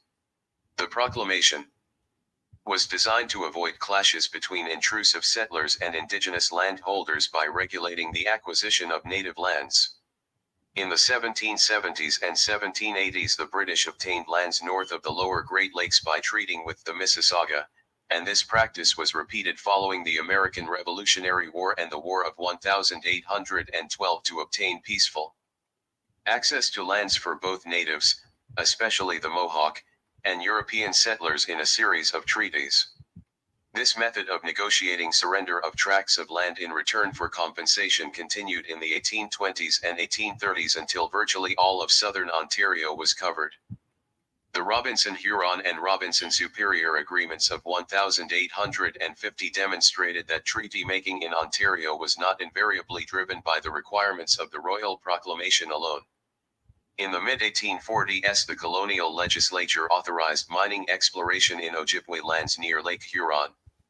Many Ojibwe protested the intrusion, and a group under Chief Shingwak of Garden River, near Sault Ste. Marie, threatened the miners. Only after the intruders appealed to colonial officials for assistance did the colonial government commission W. B. Robinson to negotiate with the Ojibwe. The resulting Robinson treaties contained several notable features. First, they covered large areas, in contrast to the more limited southern treaties. Second, they promised that natives could continue to hunt and fish throughout the territory surrendered until the land was occupied. And, finally, the treaties promised to create reserves. Prior to 1850, the establishment the treaties promised to create reserves. What are reserves? We know what reserves are. Reservations. Keeping in mind, listen, the natives, they're talking about Aboriginals and they're talking about Indians. And now you hear them speaking about natives. Just listen. This is Canada and the Aboriginal people of 1867. Reserves in the future Ontario had been an ad hoc affair. Many early reserves were in fact Christian missions, such as the Methodists' Credit Mission west of Toronto, the Methodist Credit churches Mission evangelized and assisted natives whose economy was being disrupted by agriculture. In the 1830s, a state-sponsored effort at setting up reserves was initiated in the Coldwater Narrows region, but this attempt to tie natives to an agricultural setting proved a failure and was abandoned. After 1846, the colonial government again tried to encourage natives to relocate and settle, but encountered resistance from native leaders who feared the loss of the small tracts they still controlled. By Confederation, a reserve policy existed in Ontario, although its implementation was intermittent at best. Enfranchisement represented the other significant policy initiative in Ontario. The government's intention in offering enfranchisement to Aboriginal people was to eliminate their separate status by conferring the rights and duties of Canadian citizenship. In convincing Aboriginal people to accept enfranchisement, the government hoped to bring about voluntary assimilation. The preferred approach was embodied in the Gradual Civilization Act of 1857, which repeated the definition of Indian, first enunciated in an 1850 Quebec statute. The act then, paradoxically, laid out the process by which an Indian might cease to be one. Any adult male who was literate, debt-free, and of good moral character, with approval by a colonial government board, could be enfranchised and given a share of reserve land in freehold tenure. Moreover, his wife and his children and their descendants would be enfranchised along with him. The 1857 Act was noteworthy in its minimal short-term but relatively significant long-term impact. The enfranchisement provision retained importance because it carried over into post-Confederation policy and remains part of the Indian Act at the end of the 20th century, though modified in one important respect in 1985. In its immediate application, however, the provision was ineffective, resulting in the enfranchisement of precisely one man in the period down to the codification of the Indian Act in 1876. In part because Ontario politicians dominated the federal cabinets in the first few decades after Confederation, the civil policies of treaty-making, reserves, and enfranchisement typified the Canadian government's dealing with Aboriginal people in the West. The acquisition of Rupert's Land from the Hudson's Bay Company was an essential part of the Confederation. We talked about that yesterday. Agreement, and Ottawa turned to integrating the region quickly after 1867. Several diverse nations made up the 45,000 or more Aboriginal communities in the Prairie West. In some ways, the most distinctive were the people who called themselves the New Nation, the roughly 12,000 mixed blood peoples known to scholars as Métis or country-born. They were the offspring of a fur trade that brought both British and Canadian merchants into contact with the Western First Nations, and most were settled near the forks of the Red and Assiniboine rivers in the future Manitoba. The largely French-speaking and Roman Catholic Métis were more numerous than their Anglophone and largely non-Catholic country-born cousins, and the latter may have become equivocal about their racial identity.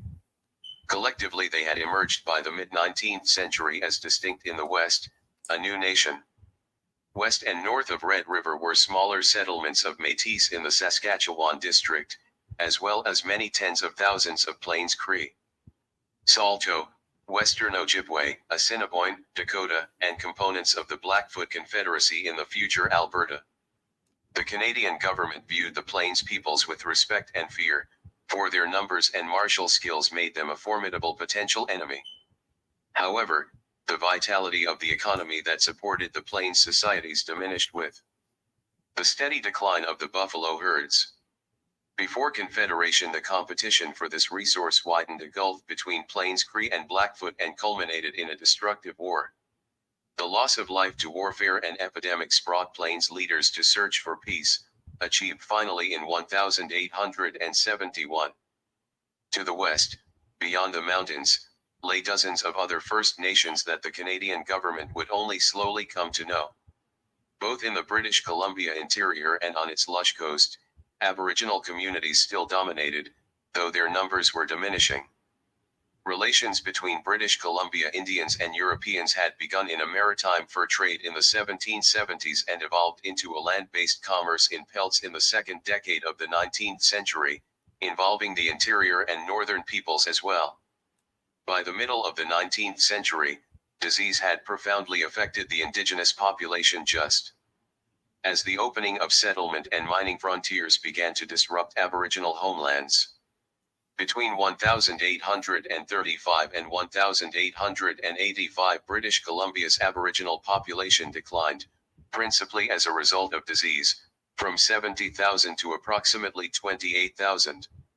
A shrinking population was one reason why treaty making generally did not occur in British Columbia. In addition, mining and other forms of economic development led newcomers to covet Aboriginal lands, giving rise to a growing antipathy by both mother country and colony to recognizing indigenous rights and establishing treaties for access to native lands. Save for some 14 treaties covering limited tracts near Victoria, Nanaimo, and at the north end of Vancouver Island, British Columbia entered Confederation in 1871, with its territory uncovered by treaty. As Ottawa prepared to deal with Indians and lands reserved for the Indians in 1867, then, it faced a large and heterogeneous native population scattered across many thousands of kilometers.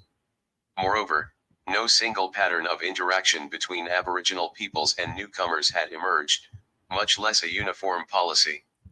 Only in Ontario had a systematic method of dealing with the Indigenous peoples been elaborated. It was a combination of Ontario tradition, blunders, and threatened resistance that led the Dominion to make treaty hurriedly with the Western Native peoples. Canada's efforts to extend its jurisdiction over Rupert's Land in 1869 provoked the resistance of the Métis and some country born led by Louis Riel, thus stalling the process. In the end, the region entered the Dominion as the province of Manitoba. Moreover, the Manitoba Act, which spelled out the terms of union, contained a provision for granting 1.4 million acres, 567,000 ha, to children of mixed blood families in recognition that they shared in the Indian title to the region. Pioneers and frontiermen. The Red River Resistance reminded Canada that attempts to assert control before treating with the local population resulted in complications. The Manitoba Act recognized, as well, the need to address Indian title. The First Nations themselves indicated that the government would be wise to negotiate with them for peaceful access to these lands before settlers arrived in large numbers. A minority voice came from chiefs such as Sweetgrass, who in 1871 sent a message from Fort Edmonton asking the Dominion to make treaty. More numerous were the Indians who delivered warnings that unauthorized intrusion and exploitation would result in difficulties. The Ojibwe in the northwest angle of the Lake of the Woods objected to the passage through their lands of road builders and a military expedition, while Salto near Portage la Prairie warned settlers not to cut wood on their lands. As well, Plains Cree in the Saskatchewan country in 1875 ordered both a telegraph construction crew and a field party of the Geological Survey of Canada to cease and desist. In the same year, the Blackfoot of southern Alberta complained formally that strangers were invading their lands and hunting the buffalo. From intimations such as these, the Canadian government understood that only through negotiation could it promote immigration and settlement without bloodshed in the lands it had purchased from the Hudson's Bay Company. A military solution such as the neighboring American Republic was pursuing with the Western Indian nations was simply out of the question on financial grounds alone. For those Aboriginal leaders who wanted to make treaty, and it is essential to note that not all did, the motivation was fairly clear. The Cree and Blackfoot were every bit as aware of the destruction and expense of Indian wars south of the Medicine Line, the international boundary, as was the government. They similarly recognized, in part because traders and missionaries in their midst had been telling them so, that settlers were going to come from Canada whether the First Nations were agreeable to the influx or not. In the southern portions of the Northwest Territories, some groups such as the Blackfoot also realized that the authority of the Queen's Canadian government had had a beneficial effect since the arrival of the red-coated mounted police in 1874. Blackfoot Chief Crowfoot would later note gratefully that the horsemen had driven whiskey peddlers out of the Cypress Hills and southern Alberta posts, before the poison could debauch and destroy his people. Finally, and most important, the Plains nations were acutely conscious that the once vast buffalo herds were dwindling. A number of Plains Cree and Blackfoot leaders were prepared to make treaty because they saw in a new relationship with the Queens. Government in Ottawa a source of sustenance, protection, and a means to make a living in a new way at a time of impending crisis. While the Ojibwe and Woods Cree, obviously, were less affected by crisis than the Plains peoples, some leaders among all the Aboriginal communities of the West perceived advantage in regulating the influx of strangers by means of a negotiated relationship with the newcomers' government. For the Christian missionaries who, like the Hudson's Bay officers and policemen, played a minor role in the process, there were two reasons to advocate treaties. As outriders for a Euro-Canadian population, they shared the expansionist aims of the Dominion and interpreted the interest of their native flocks within the framework of Canada's objectives. The Oblates, Anglicans, Presbyterians, and Methodists also were anxious about the future of the peoples whom they evangelized in the likely event of the disappearance of the buffalo. Most missionaries believed that exchanging a migratory hunting economy for sedentary agriculture was in natives' long-term economic interest, as much as it would facilitate native conversions. These varying motives underlay attempts in the 1870s to conclude treaties from the Lake of the Woods to the Rocky Mountains, and from the Medicine Line to the northern edge of anticipated settlement. These motives, assumptions, and objectives combined to produce 7 numbered treaties between Canada and the Western First Nations between 1871 and 1877. Treaty 1, the Stone Fort Treaty, was negotiated in 1871 with Saulteaux and Swampy Cree in southern Manitoba. This was the one region of the West where a pre-existing treaty was to be found. Because in 1817 the Selkirk Treaty had secured belated access to native lands along the Red and Assiniboine for the Selkirk settlers. Treaty 2, also signed in 1871, covered southwestern Manitoba. Negotiations for Treaty 3, the Northwest Angle Treaty, were initiated with the Ojibwe and Cree of northwestern Ontario in 1870, but not concluded until 3 years later because of native determination to secure their aims. Treaty 4, the Qu'Appelle, was signed with the Assiniboine, Cree, and Saulteaux. 1876 and, finally, the Blackfoot Treaty, Treaty 7, which covered the portion of Alberta south of Treaty 6, was concluded at Blackfoot Crossing in 1877. Treaty making in the 1870s combined both governmental and Aboriginal preoccupations. From Ottawa's standpoint, the objective was to get commitments to surrender land and give obedience to the Canadian government as expeditiously and inexpensively as possible.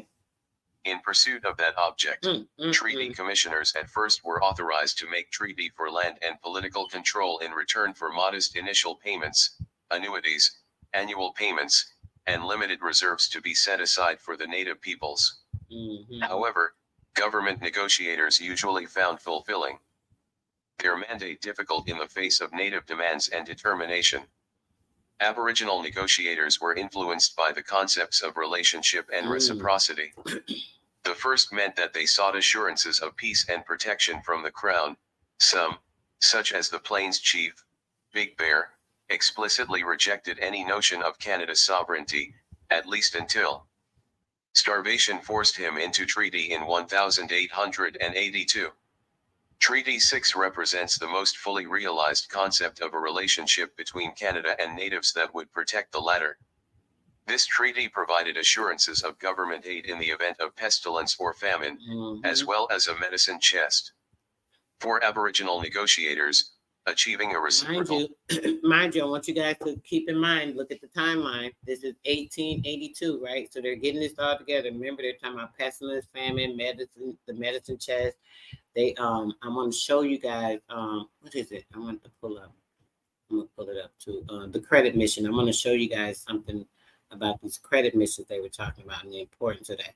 But when they were doing this, right, remember this is right when they're trying to get everything put into effect for, the fiat.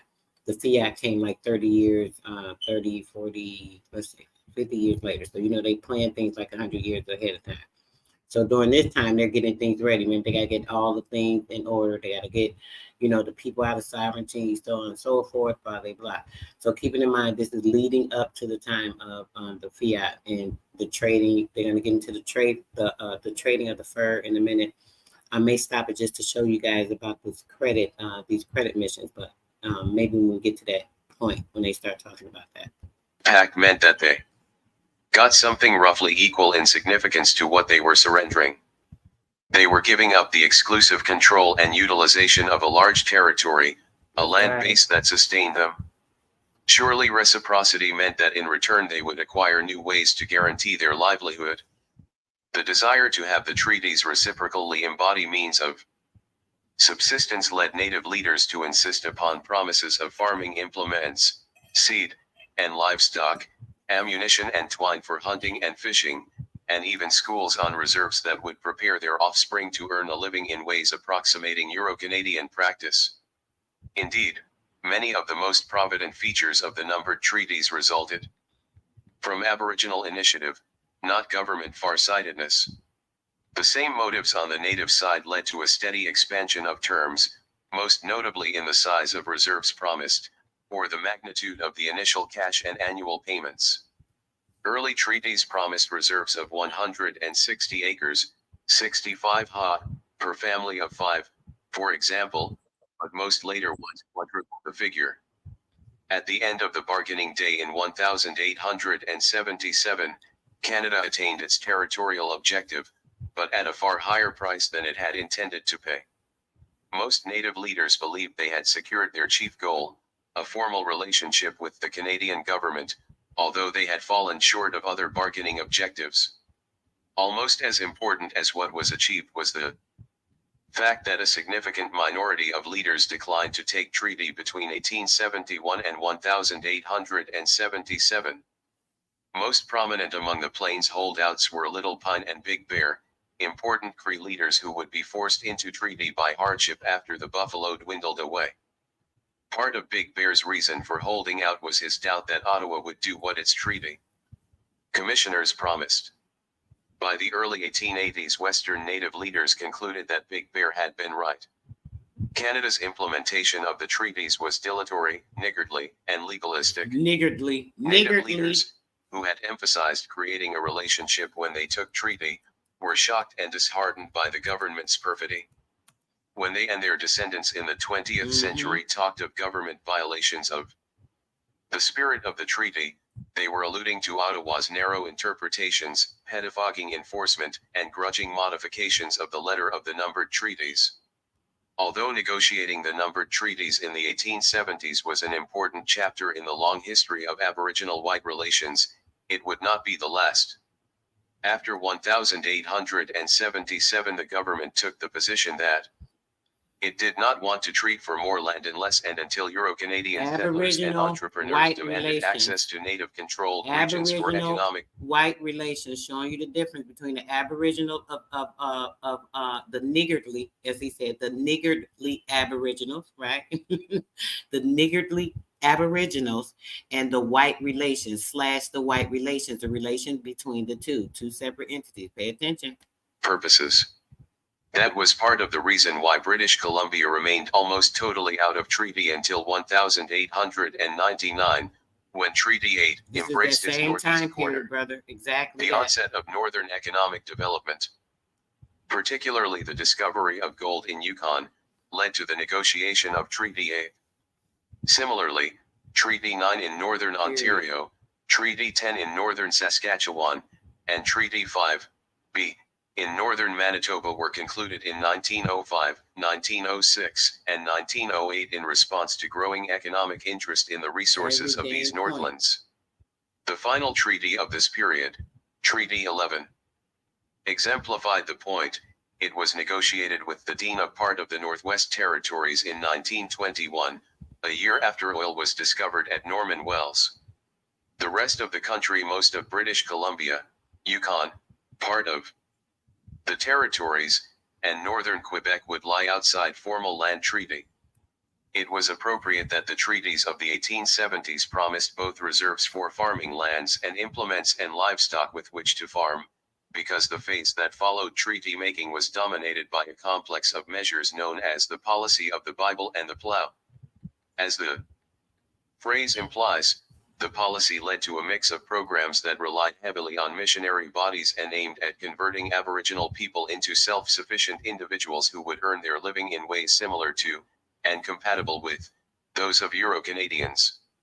While the immediate source of this policy was the need to develop programs for natives on the settlers, the prairies and in British Columbia, many of its provisions were extended to First Nations throughout the country.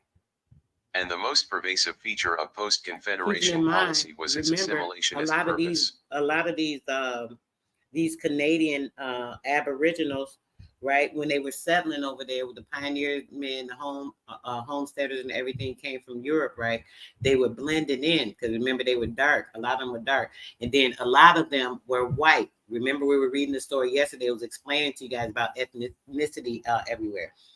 The ones that were the white Europeans, which were actually, black still, as you would say, black European, black Negroes, niggers, they were pale skinned. They had blonde hair. A lot of them had blue eyes, and they were blending and passing themselves off as white. So now when you hear them here talking about the Euro Canadians, and the British Columbians, so on and so forth, with the prairies, these are a lot of those that came in. Those were the same thing they did here with the frontiersmen, the pioneers men, the homesteaders. They were doing the same thing. This was, still all part of our area. They try to make it separate, guys. They don't want you to know about it, but it literally is the same area. All of ours. That's Seneca County. That's the old world. That's old England area. All this Canada area, right? So now when they did the same thing, as you see, this is the same time they were doing all of this. And it says as the Indian Affairs branch was put in 1871, remember they over here, this is when they were separating everything. They were putting in the Bureau of Indian Affairs over here as well. All this listen, yeah, I hope y'all mind be connected to this shit because I can only explain so much. And it's like I don't know if people be really getting it or they just be listening to what I say, but a lot of you guys in the chat be giving me some good feedback. So I know a lot of you guys are with us. So we need everybody to be on board, okay? Now, as the Indian Affairs branch was put in 1871, it aimed to lead the Indian people to degrees to mingle with the white race in the ordinary avocations of life. And like I said, they had the white Negroes blending in with the white. So now they're starting to pass as white at this time as well.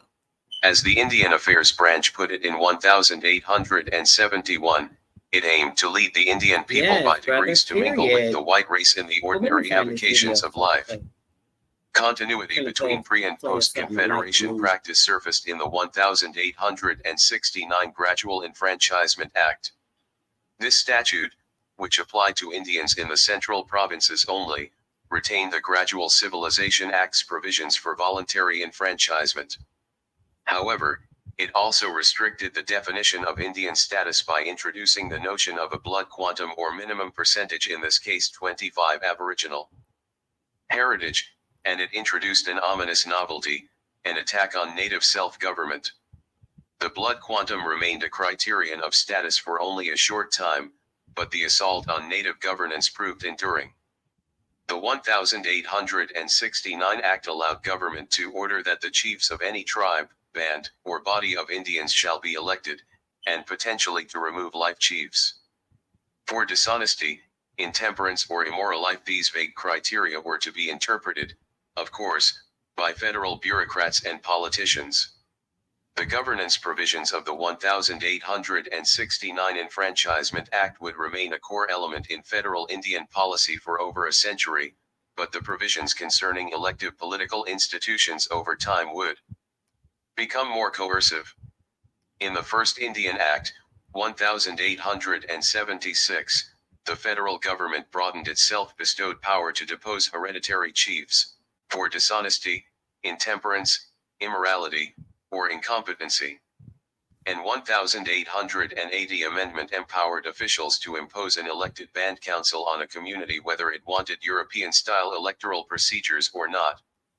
More serious still was the Indian Advancement Act of 1884, which expanded somewhat the list of municipal-style powers a band council could have, but authorized Ottawa to depose chiefs whom federal officials considered unfit or unable to discharge their duties.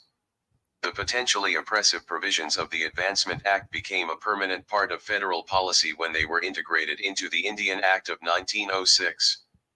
More short-lived was the clause of the General Franchise Act of 1885 that extended the right to vote in federal elections to adult male Indians east of Lake Superior. Enacted by MacDonald over vociferous liberal objections, this provision was not widely used, and was eliminated in 1898 by the Laurier government. As significant as the governance provisions were, they were only one part of a broad phalanx of initiatives.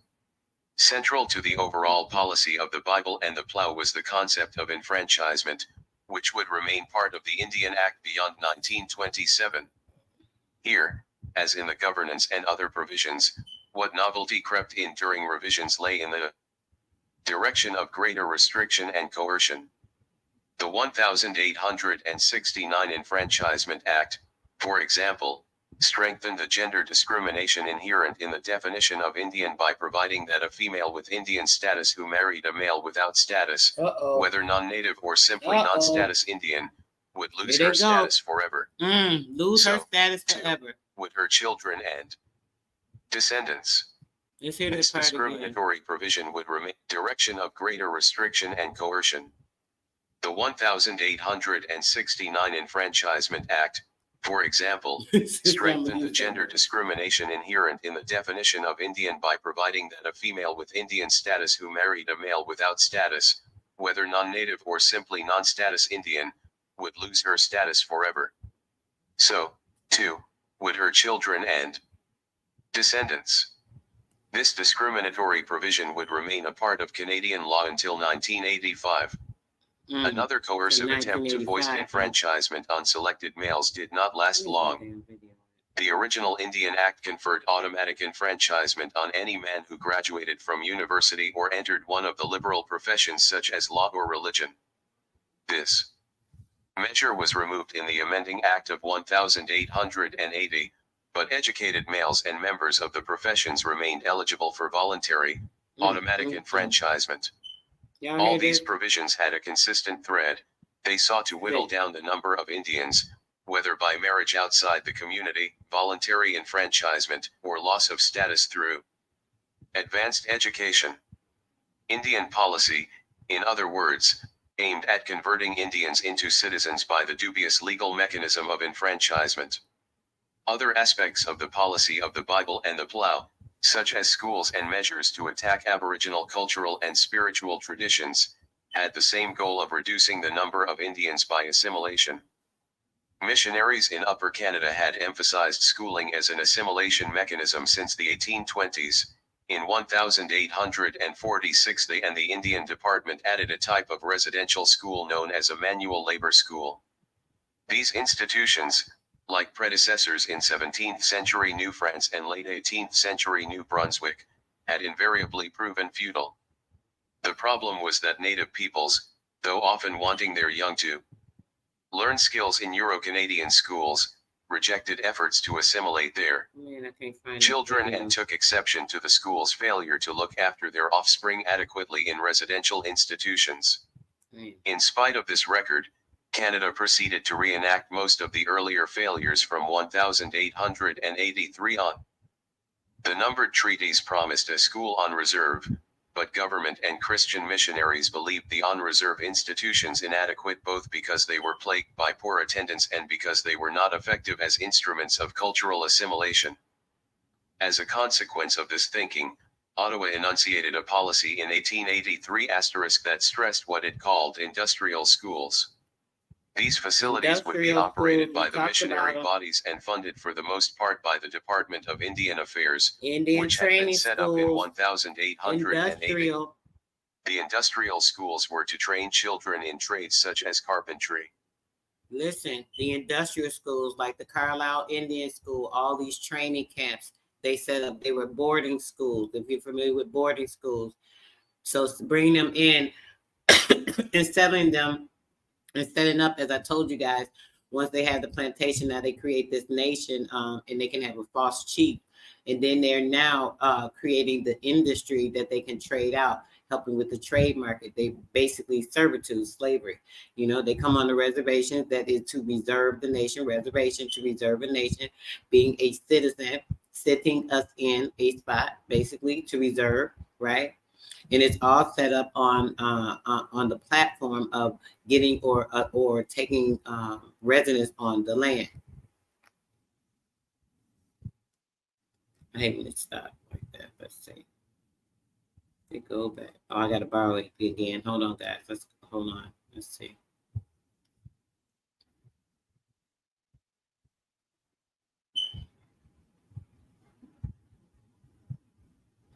Yes, they did, but they changed them, brother. Did you forget that they changed them? That they, they took all our buildings and tore them down and act like they rebuilt them. That was part of the plot.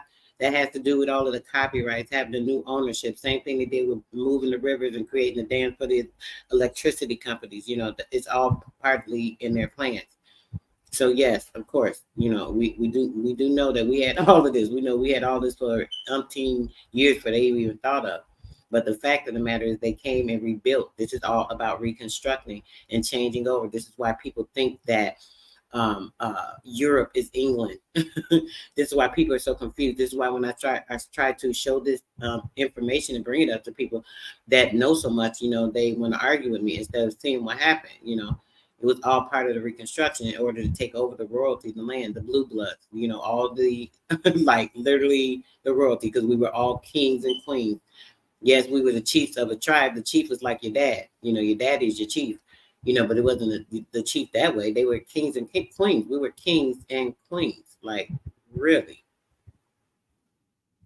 Yes, we were already builders. We had everything here. They reconstructed it. They had a whole reconstruction era. I've read to you guys certain books. Man, I've got I kid you not. Y'all might think I'm joking. I got at least 90 books just on reconstruction. Literally. They records, the stuff they did, what they paid for, the materials. I've read some to y'all. I read to y'all the materials that they paid for, how much they cost to build certain areas. Remember when they set up the settlements? Y'all remember that? Y'all got to be paying attention. If y'all missing these lives, I don't know what to tell you. But yeah, let's go. Get back to this. Children and took exception to the school's failure to look after their offspring adequately in residential institutions. In spite of this record, Canada proceeded to reenact most of the earlier failures from 1883 on. The numbered treaties promised a school on reserve, but government and Christian missionaries believed the on-reserve institutions inadequate both because they were plagued by poor attendance and because they were not effective as instruments of cultural assimilation. As a consequence of this thinking, Ottawa enunciated a policy in 1883 that stressed what it called industrial schools. Exactly. These facilities would be operated by the missionary bodies and funded for the most part by the Department of Indian Affairs, which had been set up in 1880. The industrial schools were to train children in trades such as carpentry, blacksmithing, and shoemaking, as well as more modest pursuits such as farming for boys and domestic skills for girls. Both in classroom and workshop, these schools, like contemporary educational institutions of all kinds, were gendered landscapes in which males were prepared for gainful employment outside the home and females were trained to manage the domestic sphere. Hold on. Let me let this. The gendered approach to schooling was as prominent in the day schools, which continued to receive inadequate funding from Indian Affairs, as it was in the residential schools. Now, I want y'all, we're coming right back to the book, but I want y'all to see. I want to bring up this. Let me put it up here. I want y'all to see the information I was talking about on the credit mission. Okay. Yes, exactly. Let me stop sharing. We're gonna get back to that, but let's get to this so y'all can see this very clearly. Okay. Now, the credit mission. Let me tell you about the credit mission. The credit mission was an Indian mission on the Credit River in Upper Canada, right? Now, it was the proceeds from the purchase of plot number 22 or 23 building began in 1826, right? Under the leadership of Peter Jones. When construction began, about 200 Indians lived in the settlement in temporary structures. 30 log cabins. Here go these damn log cabins. 30 log cabins were constructed on the 200 acres of reserved land. Here go a reservation. They set up the reservation. They brought in 200 Indians, right? And then that year, Egerton Ryerson was assigned to the settlement of the Methodist missionary, and the Methodist church was soon built, as was a school. John Jones was the school's first teacher in the spring of 1827. He had 40 acres for the school. Remember the school, you know, they had to have the church. So it was a Methodist church was built. So here we go. Remember the Trinity of the reservation. The Methodist church was built, and then the school. And then they're going to come to the medical part. All right, of the land that was planted with crops, mostly corn and potatoes. Remember, they had to have them set up for the agriculture to have trading, something to trade, you know, so on and so forth. So in 1829, after the death of one of the brand's three chiefs, one of the chiefs, which was John Cameron, Peter Jones was elected to fill his position. In 1830, John Jones retired from the position of school teacher, and he was afflicted with tuberculosis. In 36, the inspection of the settlement, Lieutenant Governor Francis Bond called that it the cleanest, neatest, and most civilized of all the Indian settlements he had seen. Although the provincial government had initially been favorable to the settlement, relations darkened as Lieutenant Governor Sir Francis Bond Head began to plan to remove the Mississaugas of the credit mission. So now they moving the Indians, taking them and removing them off of the credit mission, even though this is they supposedly they reservation. Listen. To Mountain Island, to an island. Chief Peter Jones traveled to England, meeting with Colonial Secretary Lord Glenelg and Queen Victoria to prevent the move, as Menantalin was too rocky to farm, and the settlers would have been forced to revert to a hunter-gatherer lifestyle. Although the colonial office blocked Bondhead's plan, the credit band did not receive the title deeds. The credit band did not receive the title deeds that Victoria authorized her minister to grant them, and remained vulnerable to the encroachments of the white settlers. Became vulnerable to the encroachments of the white settlers. Now, wait a minute. I thought y'all said these people were the white settlers. And, you know, how could they be the white settlers at the same time? They running from the white settlers. Sis, do you have anything to say about that, real quick? Because I'm gonna play our song. I was trying to find this one particular song and play it. Give us a little break after all that drama. Definitely get us right in the right frequency. Yeah, Okay. nah, I'm Yeah. learning. I'm learning. I'm just listening and learning. Okay, sis. All right. Just want me to make sure. All right. So listen. We're gonna get the video pulled up real quick. I don't know why I can't find this video I was trying to find to play. So let me just go to my list and get something that we enjoy. Maybe I need to hear my little mantra this morning. I haven't heard that in a while. Let me see. So playlist, where's my playlist at? We got so much stuff on this thing, it don't make no sense. Let's see.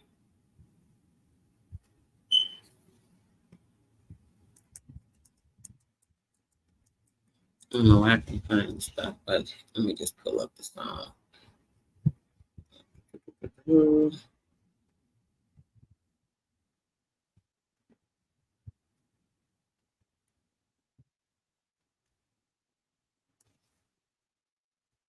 Okay, this is a good one.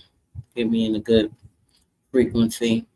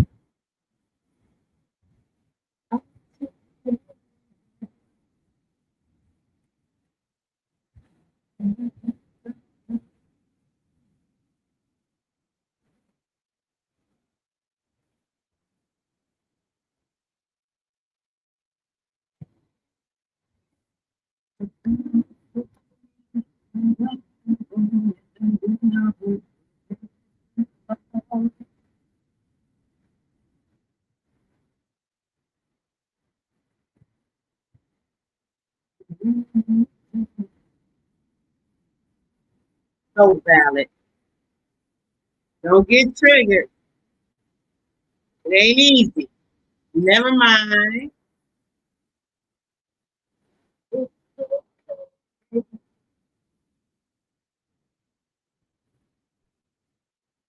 I choose peace.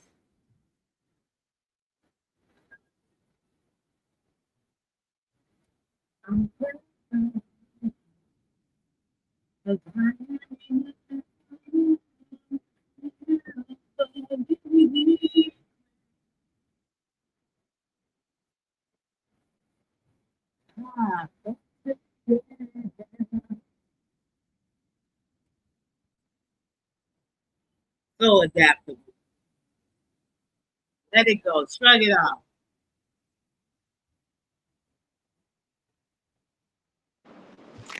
Sis, are you playing a song? Yep, you can hear it? No. Oh, wow. She says, you playing a song? I'm like, what is this? I'm listening. Oh, like, maybe what because is of she sharing.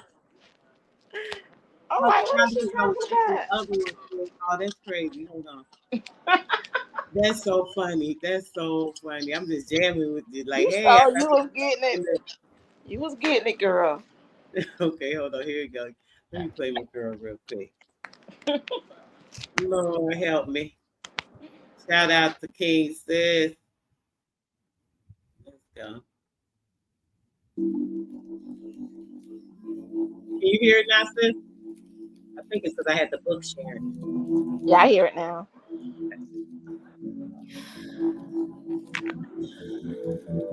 Here I find myself again, time traveling only in my head. From the past to future play, or change, yeah.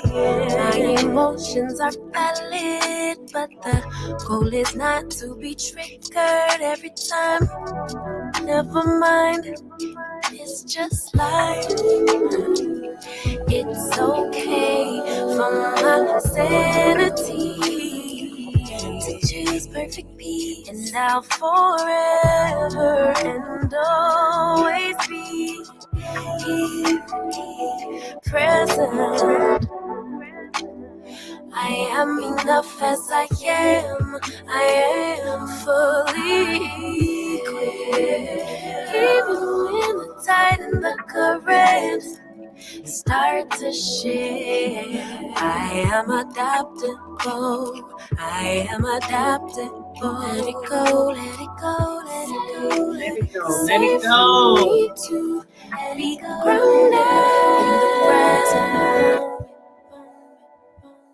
The balance between problem solving and the universe working itself out. All that I have is all that I need. But to actualize it, I can't doubt, no doubt. My emotions are valid, So but valid. the So goal valid. is not to be Don't get triggered tricked. every time. Never Every mind. time. It's just life. It's okay for my sanity. I choose peace, and I'll Peace. forever and always be present. I am enough as I am. I am fully equipped. Even when the tide and the currents start to shift, I am adaptable. I am adaptable. Let it go, let it go, let it go, let it go. Safe for me to be grounded in the present moment.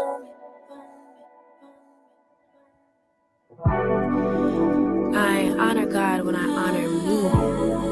I honor God when I honor you. You honor God when you honor me. If you don't honor God, how could you honor me? That part. Y'all feel me? Y'all better know.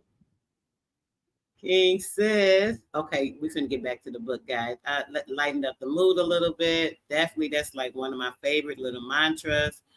And yeah, let's get back to it. Let's get back to it.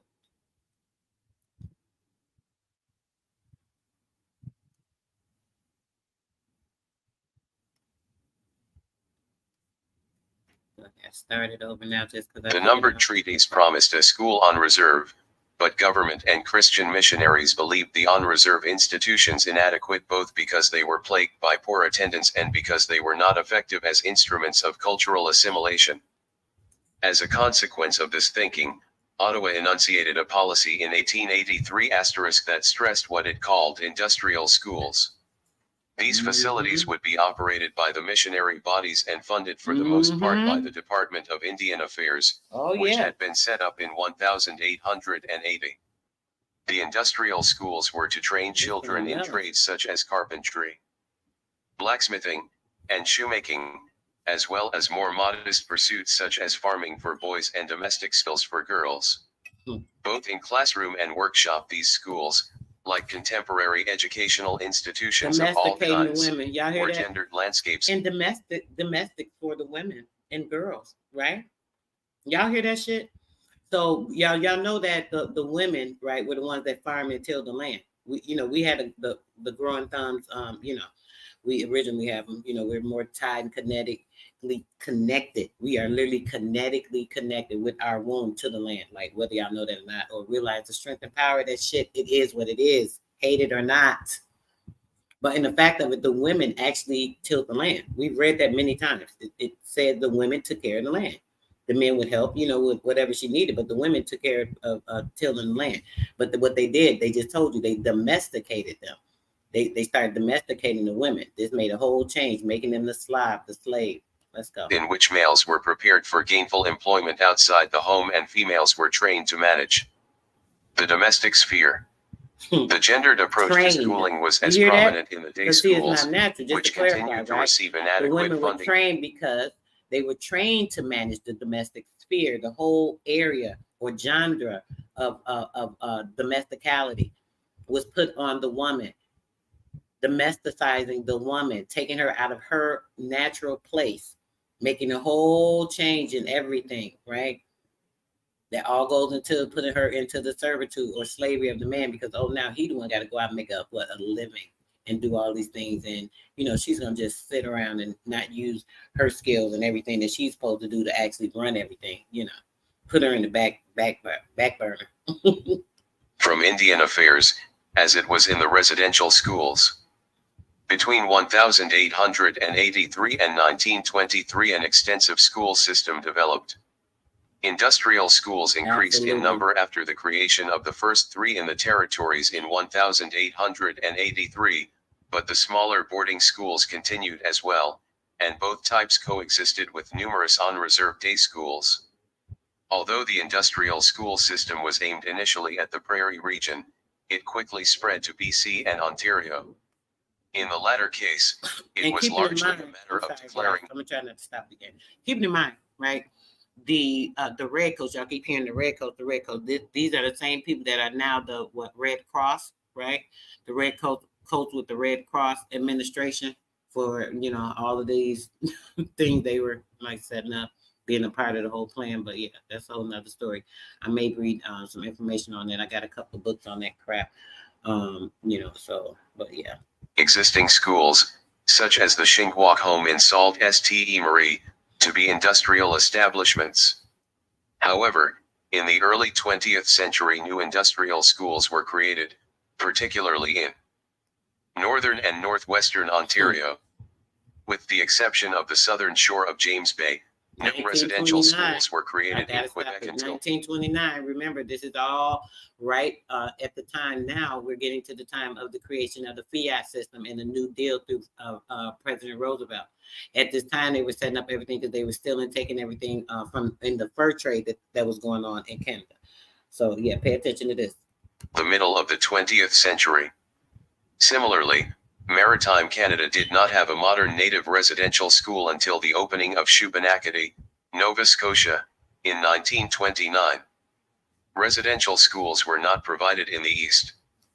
Because missionaries and bureaucrats assumed that those natives who lived near Euro-Canadians were sufficiently acculturated not to need custodial institutions, while groups such as the Cree and They had Inuit been in locked down northern on their Quebec were still reservations, huh? making a living by traditional means until well into the 20th century. Throughout the country, the number of industrial and boarding schools grew until, at the height of the system's development in the 1920s, there were 80 such operations. Approximately 3/5 were run by the Oblates, Jesuits, one institution, By who? and several organizations of female Oblates. religious such as the Sisters of Charity, And the Grey Nuns, Jesuits. and Sisters of Saint. And these women Anglicans missionaries. operated Y'all know about about the one women quarter, missionaries. while Listen again. Methodists and Presbyterians were in charge of the remainder.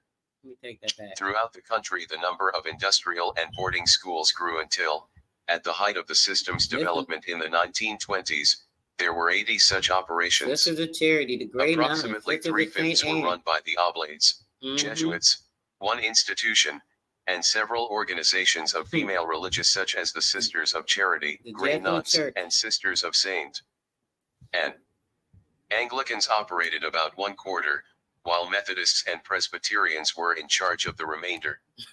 Geographically, the residential schools were concentrated in northwestern Ontario, the Prairie Region, British Columbia, and the Territories. For administrative purposes, the separate categories of industrial and boarding schools were amalgamated under the heading of residential schools by Ottawa in 1923. As significant as residential schools were, they never housed more than a minority, probably 1/3 of status Indian children down to the 1950s. The Jesuits Even are though the their black coverage was only natives. partial, residential schools had a devastatingly negative impact. The institutions wreaked havoc principally for two reasons: aggressively assimilative practices and inadequate care. For both missionaries and bureaucrats, their primary aim was to convert Indian children to Euro-Canadian ways of life and methods of earning a living. In pursuit of that goal, school operators denigrated Aboriginal culture, usually combating any use of a native language aggressively, and tried to force Christian views and values on their charges. Often the assimilative program took precedence over both the academic and vocational training provided, with the result that residential school products were inadequately equipped to compete with Euro-Canadians. In recognition of these deficiencies, the department scaled back the educational objectives of the schools in 1910, thus reducing their utility. In fact, the failure of residential schools to provide useful instruction to their children caused many parents to reject the institutions. Parental opposition to residential schools grew as well because they were extremely dangerous places for young children. Diet and other aspects of care were inadequate, the staff often either were too few or ill-trained, the workload on children too heavy, and disease and death were ever-present dangers. Poor orphan the fact children. that the schools operated on a half-day system, in which students spent half their time in the classroom and the other half in work, opened the way to excessive demands for child labor, while impairing academic learning. In addition to these shortcomings, many schools harbored brutal workers who victimized children in numerous ways. The most common problem was pervasive use of excessive Remember, this corporal. was also part of creating these monsters, right? They induced, and this is the late 1800s, and then fast forward to these children that were going through all these things. Remember, a lot of these children, they were vagabonds, and they would be out on the streets, and they'd be arresting them. They put them in jail. They'd be under in the jail cells with the grown adult men, perverts, pedophiles, murderers. You know, so they going through all kind of hell while they in jail. Even though they was a child, they put them in there, and then now they come out. When by the time they get out of jail, they like 20, 30 years old. You know, this like 1900, the early 1900, 1905, so on and so forth. Now they release all these mental people onto the nation, just like they're doing now, right? They bring all these immigrants in. You don't know these people. These are the people that literally would burn a person alive because they committed a so-called crime against them or slept with their wife or some crap. Like literally, we got monsters. They bring all these weird ass people over here, right? Same thing they did then, releasing monsters on the nation, mentally disturbed people. Remember, we just read about the asylums. Remember, they had so many asylums because they were credited for the income, just like the industrial. The asylum was just like another industrial slavery or servitude. Get this thing going. Assimilative program took precedence over both the academic. In recognition of these deficiencies, the department scaled back the educational objectives of the schools in 1910, thus reducing their utility. In fact, the failure of residential schools to provide useful instruction to their children caused many parents to reject the institutions. Parental opposition to residential schools grew as well because they were extremely dangerous places for young children. Diet and other aspects of care were inadequate. The staff often either were too few or ill-trained, the workload on children too heavy, and disease and death were ever-present dangers. Ever-present. The fact that the schools operated on a half-day system, in which students spent half their time in the classroom and the other half in work, opened the way to excessive demands for child labor, while impairing academic learning. In addition to these shortcomings, many schools harbored brutal workers who victimized children in numerous ways. The most common problem was pervasive use of excessive corporal punishment. As well, children of tender years found no emotional support in institutions governed by rules. Finally, there were instances of sexual abuse, both of student against fellow student and of staff against the children under their care. The damage caused by Ottawa's schooling initiative, especially residential schools, was also evident in other elements of the policy of the Bible and the plow. Again, the principal targets of measures designed to discourage and suppress Aboriginal cultural and spiritual traditions were natives in British Columbia and the Prairie Provinces. In 1885, in response to demands from missionaries and some native converts, the Indian Act was amended to outlaw the potlatch, the sharing ceremony that was central to Northwest Coast First Nations. In 1894, when the initial measure to suppress the potlatch proved unenforceable, the federal government amended the law to be more specific. At the same time, the law broadened the definition of rituals that were prohibited to include some prairie summer ceremonials such as the sun dance of the Blackfoot and the thirst dance of the Cree and Saulteaux. The 1894 measure ostensibly meant to limit potentially dangerous practices such as piercing the body during prairie ceremonials. The fact that the amendment also outlawed any sharing or giving away of property made clear that Aboriginal values and communal bonds were under attack. Communal bonds. The potlatch and prairie dance ceremonials were also difficult to enforce. On the Pacific Coast, enforcement was sporadic, though sometimes spectacular. The arrest in 1922 of 58 Quachi Yulth potlatchers, and the seizure of a vast quantity of ceremonial regalia, provides the clearest example of how disruptive the measure could be. In the Prairie region, enforcement of the 1894 ban on summer dancing was more extensive and persistent, but the prohibition never succeeded in extirpating the practice, though it sometimes created a climate of fear and resentment. The ban on the potlatch and prairie dancing would be repealed in the 1951 revision of the Indian Act.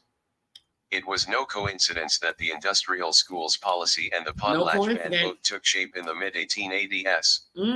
This period in fact saw a hardening of attitudes towards native peoples and increasing resort to coercion.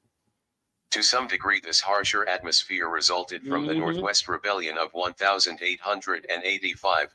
Certainly bureaucrats became more willing to use coercion in their dealings with native peoples after the Métis Rising.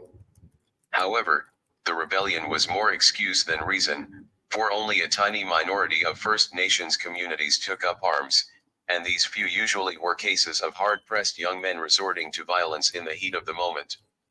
Nonetheless, the rebellion gave rise to one of the most notorious elements of Indian affairs policy.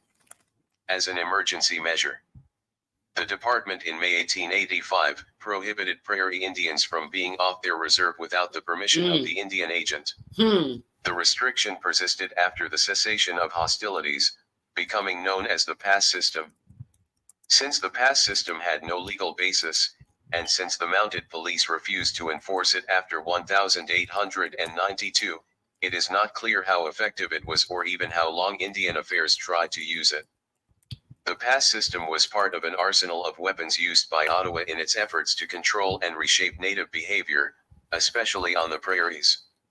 A particularly pernicious example could be found in ill-advised policies supposedly intended to encourage the development of agriculture among Plains peoples who became destitute after the collapse of the buffalo economy. Officially, Indian affairs attempted to assist these groups to make the transition to agriculture by supplying them with livestock and equipment. They killed all the buffalo, remember? But they're talking about a lapse of it in the economy after they killed them. To make trade for other shit. By providing agricultural instructors, and briefly in the 1880s, by operating demonstration farms near reserves where Indians could observe the successful operation of a Euro-Canadian farm. Unfortunately, the reality was disheartening. Often equipment and other necessities were supplied dilatorily, if at all. Many of the farming instructors had little knowledge of local conditions and the climatic challenges of dryland farming. Nor were the demonstration farms especially helpful, for instructors often preferred to operate these tracts on their own, without making an effort to explain agricultural practices to would-be farmers. Between 1889 and 1897, while Hayter Reed was influential in Indian affairs, Western Reserve agricultural policy was particularly pernicious and damaging. Ottawa had already adopted a so-called Severaltevi policy, mimicking the American Dawes or allotment scheme, that encouraged the subdivision of communal reserves into individual plots. Theoretically, individual ownership would encourage entrepreneurship and effort. In reality, reserve farmers frustrated the scheme by ignoring the policy. Since the Severaltevi plan required at least minimal cooperation from bands, native non-compliance effectively defeated it. However, Reed, first as commissioner, 1888-93, and then deputy minister, 1893-97, imposed another of his schemes, peasant farming, on some Western reserves. The peasant farming policy, which was based on current theories of social evolution, held that Plains peoples must move from migratory hunting through peasant or subsistence farming before they could emerge into large-scale commercial farming that employed modern machinery.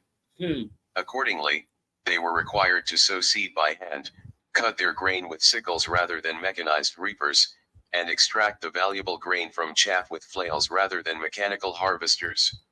Remember, these are natives they're talking about, okay? So keep in mind, they had to train them in the schools to be able to learn to work the machinery and everything. They had to, blend some of our people to show them and train them because they didn't know how to do any of these things. When these immigrants come in, they are foreign to the technologies that we have. So they had to dumb it down to actually fit them. So they'd be able to work in the industries and the markets and, kind of build them up to it because they literally didn't know nothing. All they knew was the swinging from a tree somewhere, like literally. They the Tarzans. The natives are Tarzan. I don't know why this thing keeps stopping like that. That's so annoying. Let me see. To would-be farmers. Reality, evolution, held that, accordingly, they were required to sow seed by hand, cut their grain with sickles rather than mechanized reapers, and extract the valuable grain from chaff with flails rather than mechanical harvesters. Indian affairs influence in local communities usually prevented implement dealers from selling such equipment, and the fact that the Indian Act made it impossible to mortgage reserve land ensured that bands would not be able to borrow to purchase modern equipment. A permit system that required reserve farmers to get written authorization from The Indian agent, before taking their crop to market, also made it difficult to obtain cash. Indeed, there And is they're doing reason it to now believe through that CPS opposition from non-native and farmers to DHS. what they called subsidized competition for limited local markets was a powerful motive for Ottawa's attempts down to 1,897 to pursue the peasant farming folly. While no systematic analysis of this ill-starred policy throughout the prairies exists, a detailed study of Treaty 4 suggests persuasively that the frustrations of peasant farming visited on reserve farmers pushed many communities back into apathy and dependence on government rations, just as immigration and settlement were beginning to make reserve lands valuable. The conjunction of the apparent failure of this ill-starred policy throughout the prairies exists. A detailed study of Treaty 4 suggests persuasively that the frustrations of peasant farming visited on reserve farmers pushed many communities back into apathy and dependence on government rations, just as immigration and settlement were beginning to make reserve lands valuable. Just as they made them valuable. Apparent failure of reserve agriculture and an influx of settlers meant that parcels of reserve land were obtained by a variety of means, many of them unconscionable if not illegal, by Indian affairs to respond to the demand for land. The effect of misguided developmental policies such as peasant farming was to render most Western reserves pockets of hardship, rather than sites of development. As Seviraltevi and peasant farming illustrate, native peoples responded in many ways to the attempts to control them politically, reshape them culturally, and mold them economically. While the detailed research that would allow confident generalizations has not yet been carried out, it would appear that while some groups acquiesced to Ottawa's intrusion, many others resisted vigorously. The Mohawk population at Akwesasne, St. Regis, for example, opposed with armed resistance Indian affairs attempts to replace their hereditary political structures with elective institutions. Similarly, many Plains people flouted the prohibitions on dancing, just as numerous Northwest Coast nations adjusted their potlatch or took their observances underground to avoid the prying eyes of missionaries and agents. In schooling, especially residential schools, the patterns were similar. Some groups, such as the White Bear Band in Saskatchewan, simply boycotted missionaries and residential schools as part of a strategy of pursuing a traditional way of life that included a mixed economy rather than farming.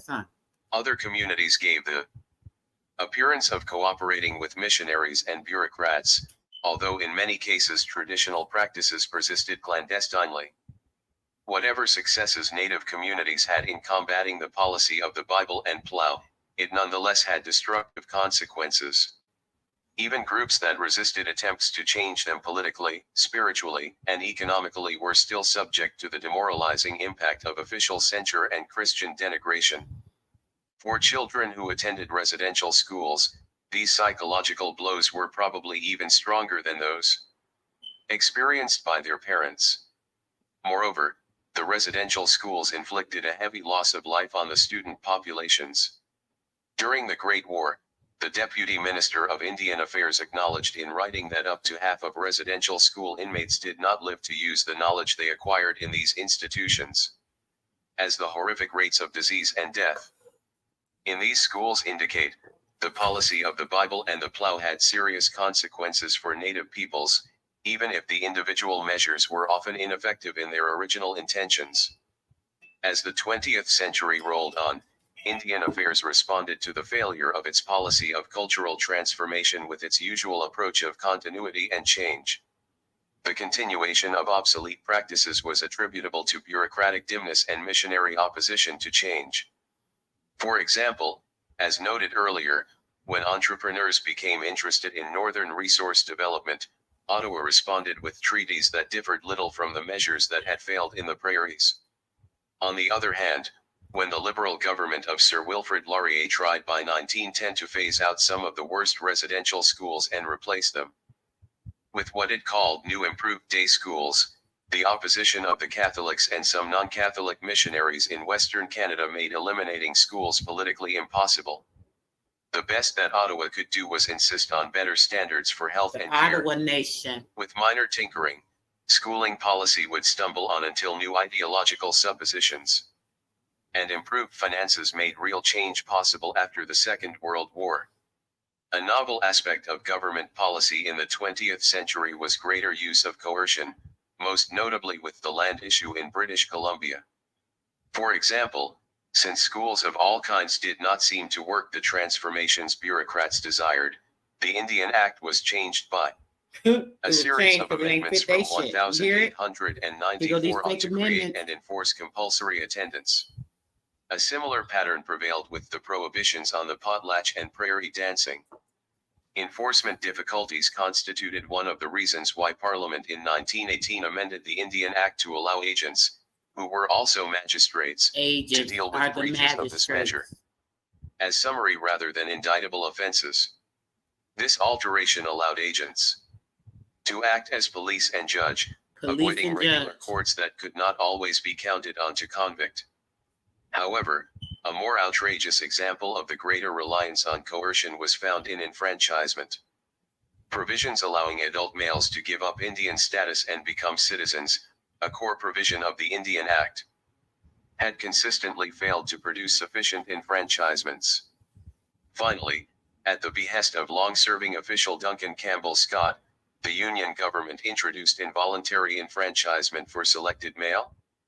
In 1919, status women who married men without Indian status had lost their status since the 1869 Enfranchisement Act. A few males who achieved higher education and professional status had been at risk of losing their status had consistently failed to produce sufficient enfranchisements. Finally, at the behest of long-serving official Duncan Campbell Scott, the Union government introduced involuntary enfranchisement for selected male. In 1919, status women who married men without Indian status had lost their status since the 1869 Enfranchisement Act. A few males who achieved higher education and professional status had been at risk of losing their status from 1876 to 1880.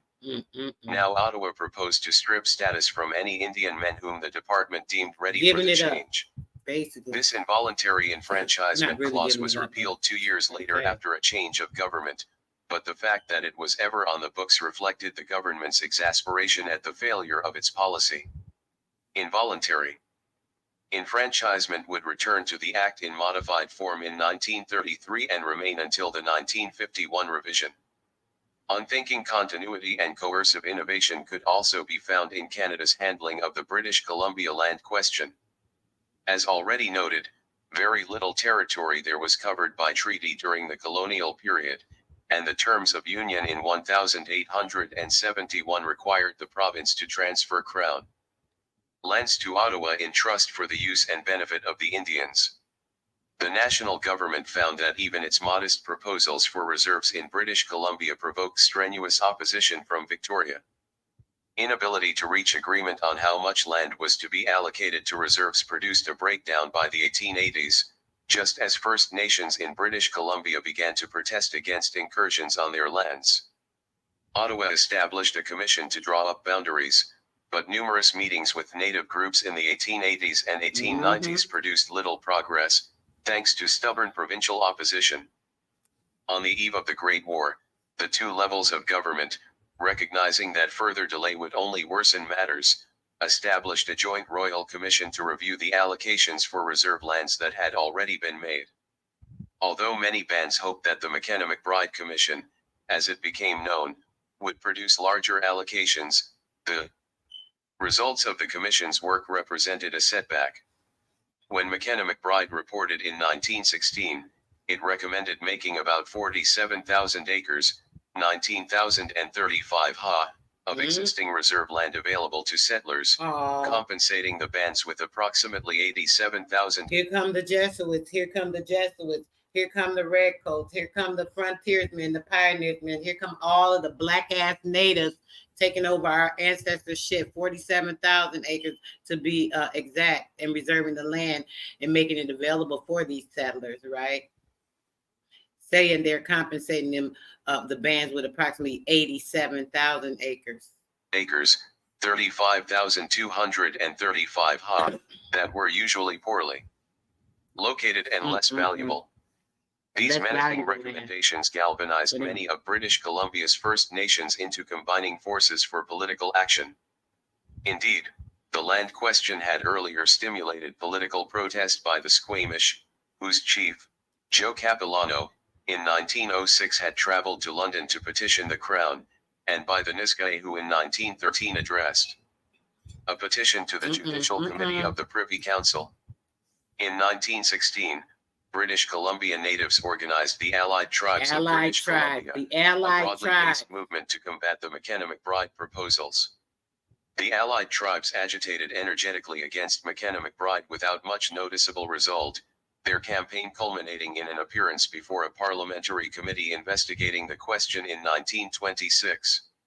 Despite their best efforts, the parliamentarians in 1927 rejected their case and confirmed the McKenna-McBride recommendations.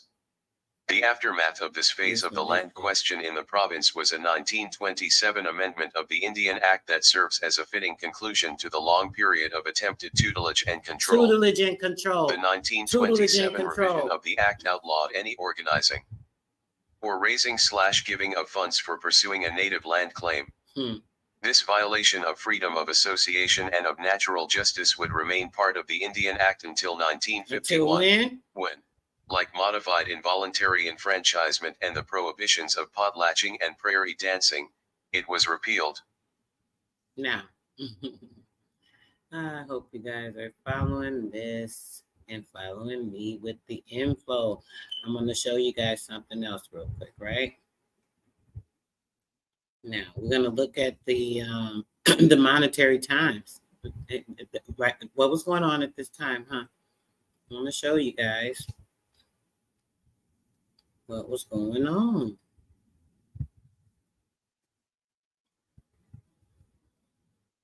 We're talking about credit and, getting yourself together when you're born with credit too. So it's just how you're using it, right? So let's check out right here, right? I want you guys to see after January 25th, this is all the stuff that was going on at the same time that we're looking at. Let me go up so you guys can see when the monetary fund was in effect. I hope it says it on this page. I don't want to have to go and pull it up for y'all. The Winnipeg man, y'all see that? Hold on, let me see. We just read that. Look, Western Canadian office, the Western Canada office, okay? Do we have the year on here? Okay, yeah, it is. See, 1918. See, this is all right coming into the Banking Act, 1933. Coming to y'all, taking your credit and gold and all of that and switching it to a freaking banking system that is illegal. But let's see what they did. I want you guys to see this real quick. I'm gonna go back to the book, but I want you guys to see this real quick. Okay. This is what happened. After the war, look, January 25th, and after the war, this is the information. We're not going to get into all the information. I just want y'all to see what was going on. After the war, then they had the amalgamations of the bank amalgamations in March the 15th. They had the American credits. Look.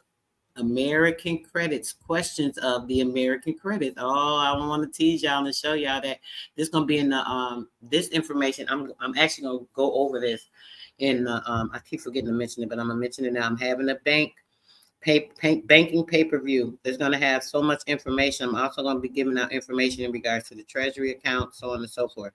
That's going to be on the 27th in 3 days. And yeah, just so you guys know.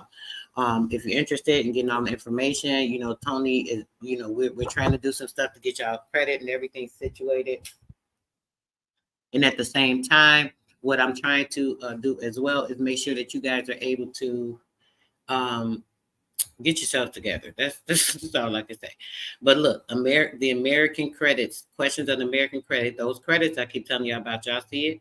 Look at this. We were just talking about with the children, right? Annuities for children, setting up the annuities for children, welfare system, so on and so forth. More bank amalgamations, bank profits, bankruptcy act, a need for bankruptcy act. Because see, they set that in place, so now they can still get credit for whatever they're doing and get the money again, even if they screw it up, spend it all, steal it all, whatever they do, they can get it back because they'll have these bankruptcy acts in place, right?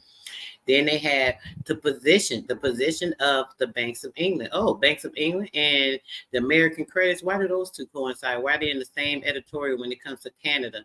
Why is Canada information talking about England banking and American credits? Huh? Canada failures. What happened? The manufacturing, the tariffs of the board. We already know what happened. Y'all just read it. It was all the Indians, right? They took over. They did all kind of crap, so on and so forth. We look over here and we go to bank amalgamations again in England, bank branches that were open and closed. We went over this a while back. I showed you guys, I don't know, maybe 3 months ago. I went into all the banking of Canada. They were talking about, they even had their phone number on the brochure. It was in the 1700s. They already had the banks. We had banks already. We already had our own banks. It was in the 1700s, showing you all the branches, showing you how you can go into the stock. I don't even remember what build that was.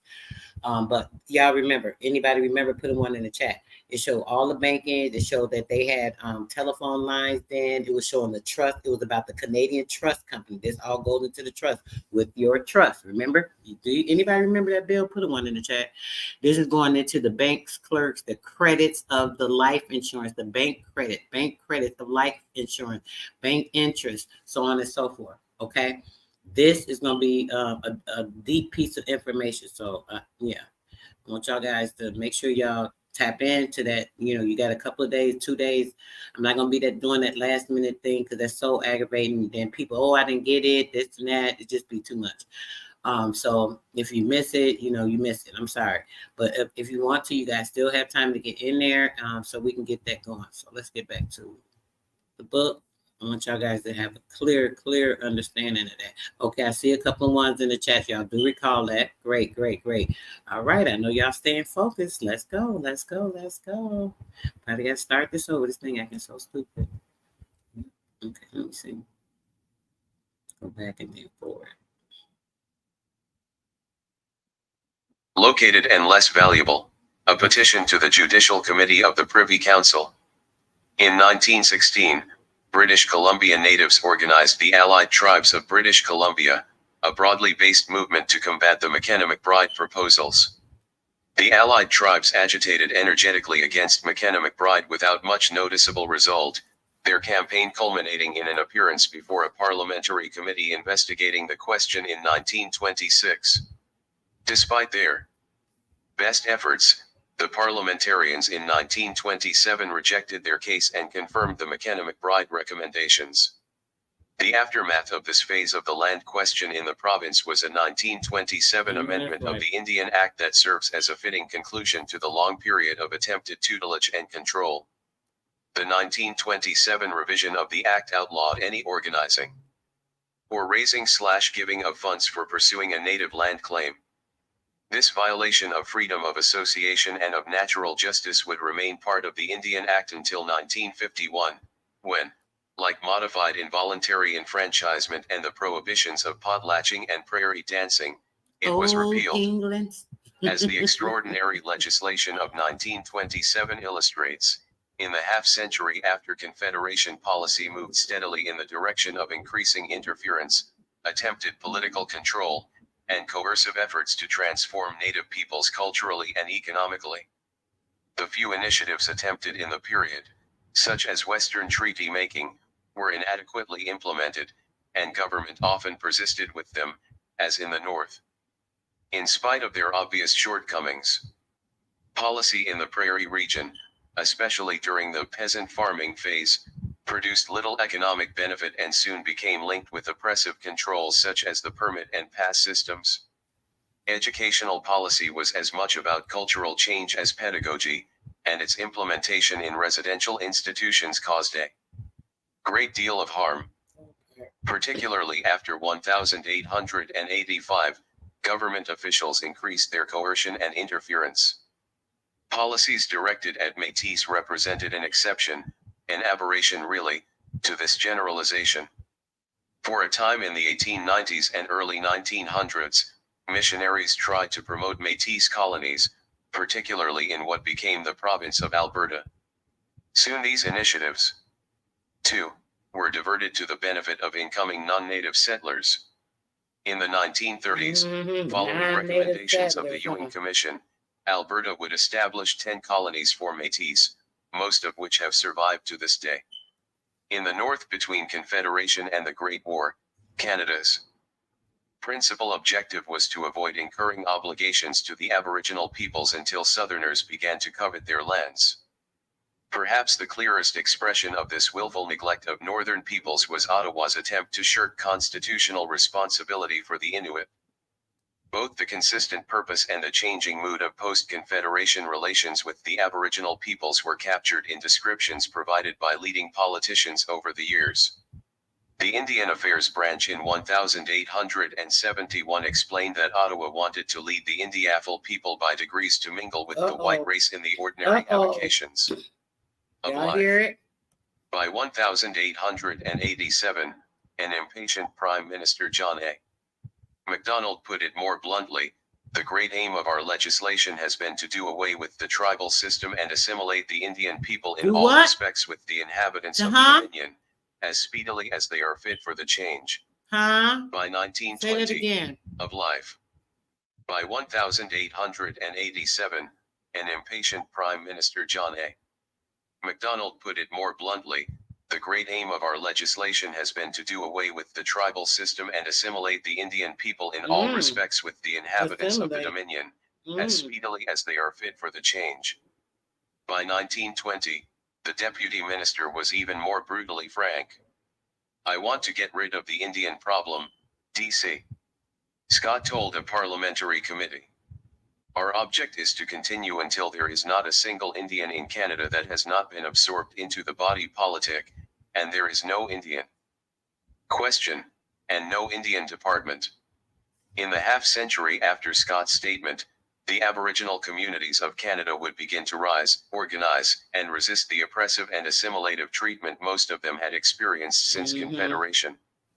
Suggestions for further reading the simplest approach to the period is via the appropriate sections of General Accounts, Olive P. Dickinson, Canada's First Nations, A History of Founding Peoples from Earliest Times, Toronto, McClelland and Stewart, 1992, and J.R. Miller, Skyscrapers Hide the Heavens, A History of Indian-White Relations in Canada, Rev. ed. Toronto, University of Toronto Press UTP, 1991. First ed. 1989. For policies developed by the federal government and / or Christian missionary bodies, a useful starting point is no L.F. Dyke, What is the Indian Problem? Tutelage and Resistance in Canadian Indian Administration, St. John's, Institute for Social and Economic Research, 1991. Also invaluable for its systematic coverage is J. Leslie and R. McGuire, The Historical Development of the Indian Act, 2nd ed. Ottawa, Treaties and Historical Research Centre, Indian and Northern Affairs Canada, 1978, 1st ed., 1975. More tightly focused studies can also be helpful. For example, E. Brian Titlease, A Narrow Vision, Duncan Campbell Scott and the Administration of Indian Affairs in Canada, Vancouver, University of British Columbia Press. UBCP, 1986, really? provides a good overview of the assumptions behind and components of policy from the 1880s to the 1930s. Next to general accounts, the most useful sources are regional overviews. Regional surveys that provide excellent coverage of Aboriginal issues are Jean Barman, The West Beyond the West, A History of British Columbia, Toronto, UTP, 1991, and Gerald Friesen, The Canadian Prairies, A History, Toronto, UTP, 1984. Within the theme of native and non-native relations, the best regional treatments are Ken S. Coates, Best Left as Indians, Native White Relations in the Yukon Territory, 1,840 feet 1,973 inches, Montreal, Gilliqueen's University Press MQUP, 1991, and Carrie Abel, Drum Songs, Glimpses of Dean History, Montreal, MQUP, 1993. For British Columbia only see the latter chapters of Robin Fisher's Contact and Conflict, Indian-European Relations in British Columbia 1,774 feet 1,890 inches, 2nd ed. Vancouver, UBCP, 1992, 1st ed. 1977. Cover the post-1867 period, but some of his themes are continued by Paul Tennant in Aboriginal Peoples and Politics. The Indian Land Question in British Columbia 1,849 feet 1,989 inches, Vancouver, UBCP, 1990. Unfortunately, Central and Atlantic regions are not as well covered as the West and the North. However, an interesting starting point is Ruth Holmes' W.T. Head's The Old Man Told Us, excerpts from Micmac History 1,500 feet 1,950 inches, Halifax, Nimbus, 1991, and there are insights amidst the polemic in Daniel and Paul, We Were Not the Savages, a Micmac perspective on the collision of European and Aboriginal civilization, Halifax, Nimbus, 1993. With specialized works, again, the coverage is better for the West than elsewhere. Economic development is considered in Sarah Carter, Lost Harvests, Prairie Indian Reserve Farmers and Government Policy, Montreal, MQUP, 1990, and Helen Buckley's Broader From Wooden Plows to Welfare, Why Indian Policy Failed in the Prairie Provinces, Montreal, MQUP, 1992. For the campaign against the potlatch, see Douglas Cole and Ira Chaikin, An Iron Hand Upon the People, The Law Against the Potlatch on the Northwest Coast, Vancouver, Douglas and McIntyre, 1990, while the assault on prairie dancing is best examined in Catherine Pettipa's Severing the Ties That Bind. Government Repression of Indigenous Religious Ceremonies on the Prairies, Winnipeg, University of Manitoba Press, 1994. A Detailed History of Residential Schooling is J.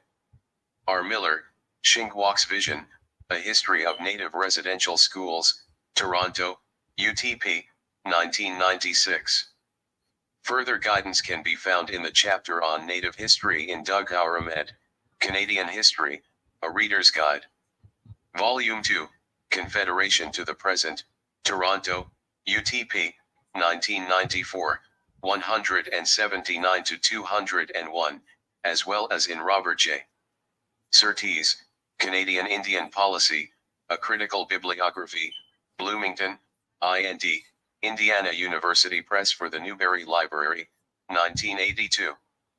Historical Booklet Series. The CHA publishes a series of booklets to provide the general reader, the teacher, and the historical specialist with concise accounts of specific historical problems in the history of Canada. They are written in English or French, according to the author's preference, and are available in both languages. The booklets are on sale to the public. Apply to the Treasurer. Canadian Historical Association, 395, Wellington Street, Ottawa, Ontario K1A0N3. Each member of the association. Sis, I know you gotta do something, and I appreciate you coming up, babe. And yeah, I'll chat with you later. Thanks so much for joining me this morning, sis. I know it was a lot going on, but yeah, but appreciate you so much. Thank you. All right, babe. I'll holler at you later. Have a good one. Okay. All right, peace. All right, guys, we're gonna read a little bit more of this, and before we get out of here, let's go.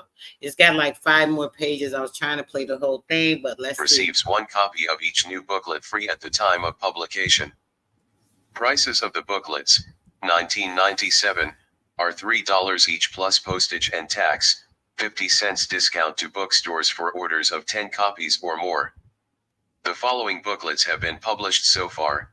1 CP. Stacy, The Undefended Border, The Myth and the Reality. 2 GFG. Stanley, Louis Riel, Patriot or Rebel. 3 Guy Frigault, Canadian Society in the French Regime. 4 WS. Magnod, The Making of the Maritime Provinces, 1713 to 1784. 5 AL. Bird, Guy Carleton, Lord Dorchester, 1724 to 1808, revised version. 6 Marcel Trudel, The Seigneurial Regime. 7 FH. Seward, The Department of External Affairs and Canadian Autonomy, 1899 to 1939. 8 FH. Underhill, Canadian Political Parties. 9 WL. Morton, The West and Confederation, 1857 to 1871. 10 Geo. Rothney, Newfoundland, A History. 11 Fernand Aoulet, Louis Fos Papineau, A Divided Soul. 12 DC. Masters, Reciprocity, 1846 to 1911, revised edition, 1893. 13 Michel Brunet, Trench Canada and the Early Decades of British Rule, 1760 to 1791. 14 TJ. Olson, The Norsemen in America. 15 PB. Wait, The Charlottetown Conference, 1864. 1G. Roger Graham, Arthur Meehan. 17 J. Murray Beck. Joseph Howe, Anti-Confederate. 18 WJ. Ecclesiastes, The Government of New France. 19 Paul G. Cornell, The Great Coalition. 20 WM. Whitelaw, The Quebec Conference. 21 Jean-Charles Bonenfant, The French Canadians and the Birth of Confederation. 22 Helen I. Cowan, British Immigration Before Confederation. 23 Infantry, Ellen Wilson, birth The in Clergy infantry, Reserves into of Upper infantry, Canada. birth 24 into Richard infantry. Wilbur, The Bennett Administration, 1930 to 1935. 25 Richard A. Preston, Canadian Defence Policy and the Development of the Canadian Nation, 1867 to 1917. 26 Lewis H. Thomas, The Northwest Territories, 1870 to 1905. 27 Eugene A. Forsey, The Canadian Labour Movement, 1812 to 1902. 28 Irving Abella, The Canadian Labour Movement, 1902 to 1960. 29 Joseph Levitt, Henry Barassa Catholic Critic. 30 Bruce G. Trigger, The Indians and the Heroic Age of New France, revised edition, 31 R.C. MacLeod, The Northwest Mounted Police, 1873 to 1919. 32 JMS. Careless, The Rise of Cities in Canada Before 1914. 33 Ian McPherson, The Cooperative Movement on the Prairies, 1900 to 1955. 34 Alan F.J. RDBs, Prairie Urban Development, 1870 to 1930. 35 Richard Jones, Duplessis, and the Union Nationale Administration. 36 Ernest R. Forbes, Aspects of Maritime Regionalism, 1867 to 1927. 37 Ruth Roach Pearson, Canadian Women, and the Second World War. 38 Morris Zaslow, The Northwest Territories, 1905 to 1980. 39 Yes, we are Aboriginal, Mike but we're Gilmore, Indians. The Great Depression of the Indian. 1930s in Canada. Indian. Cornelius J. Jenin, The Role of the Church in New France. 41 James W. St.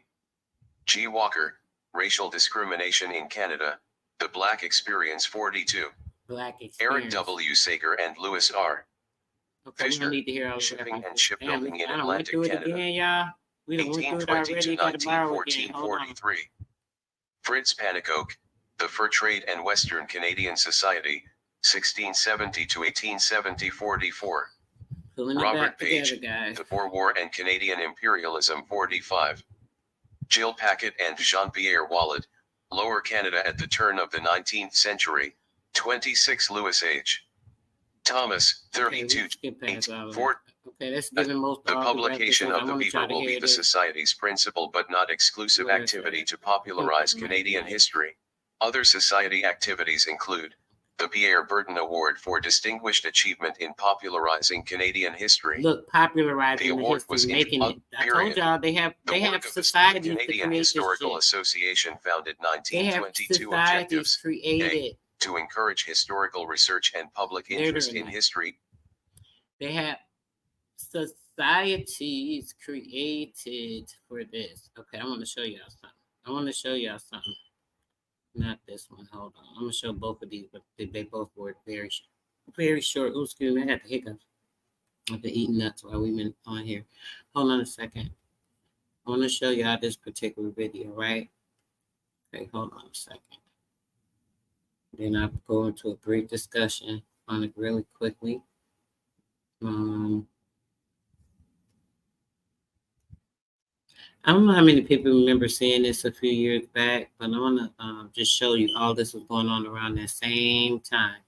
Listen. All right. I want everybody to see this. This is not propaganda at all. This chair right here is 200 years old. This 200-year-old chair came from somewhere in North Georgia. Now we are restoring this chair. So what we're doing, we got to take this chair and make it look brand new. But I want y'all to see. Now, I actually asked and I got into the details of it. I didn't just assume. I want y'all to see this. Usually old ancient chairs like this, you fill them with whatever you can get your hands on is what you fill them with.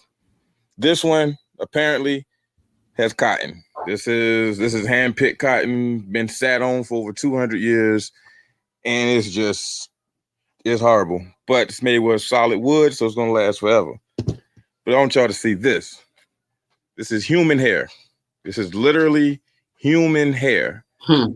Imagine how many slaves it took to put human hair in this seat. It's the full seat, the full interior of the seat is human hair. It's human, not horse, not cow like they usually do, pig hair, horse hair. No, this is actual human hair, slave hair. Imagine how many slaves it took to fill this chair with human hair. Now, a lot of them are filled with horse and whatever you can get your hands on. But this came from a very, very wealthy people in North Georgia. They're keeping this chair because of the historic and the sentimental value it has to their family. With the slave. Imagine how much human, how many people it took to put this much hair inside of this chair. Family hair as an ancestral. Ooh, how much hair makes sense. I was sitting here thinking, to think about that when you stand up for your flag and all that, and you a true American today. How many humans did it take to cut and put in this chair? That's a lot. Think about it. Now that makes sense, brother, what you just said. So I was thinking that the hair was put in there for energy, like as a healing, some type of healing, because the hair is kinetic. So if a person was doing like meditating, sitting, rocking, meditating in the sun, the hair is actually the 9 ether that connects to the ether. So the sun, if you're like sunbathing in this chair, sitting and rocking on your porch, imagine the amount of energy that would be in that hair. So that's what I was thinking. And you're right. Maybe it was a family chair, so they just put the hair. If somebody get the hair, they stuff it in there and just getting that energy built up. So that was a chair for healing. That's literally what I thought. So let's get to the next little video before we get up out of here, guys. Hold on.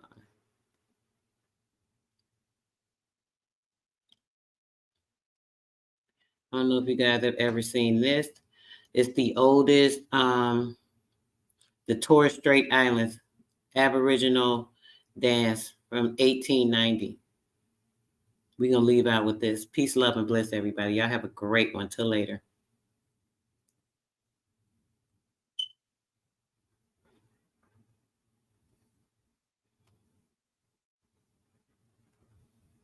That's true. They did.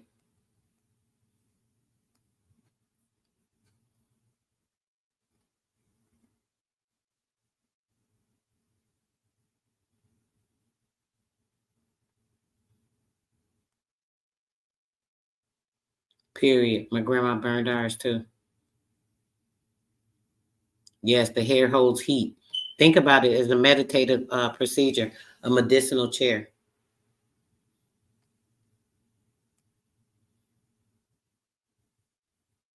Yep.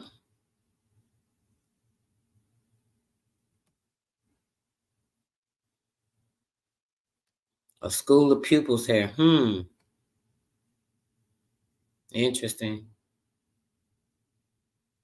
Y'all see these Aboriginals? Look at the Aboriginals. Y'all want to see it again real quick? That was a quick video. Let's go back. Let's see it again. There's no sound.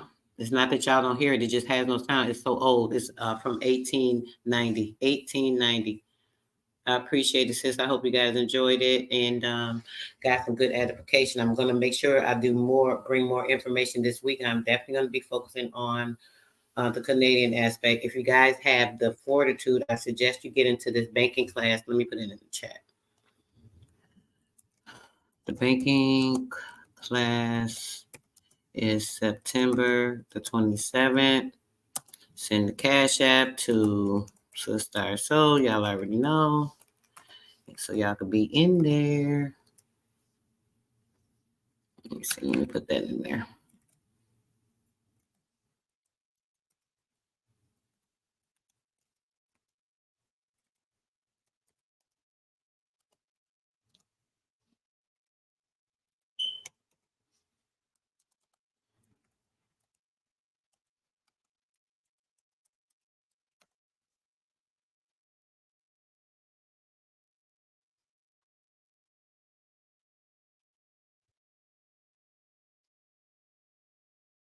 Peace, love, and bliss. Till later, guys. You have a great one.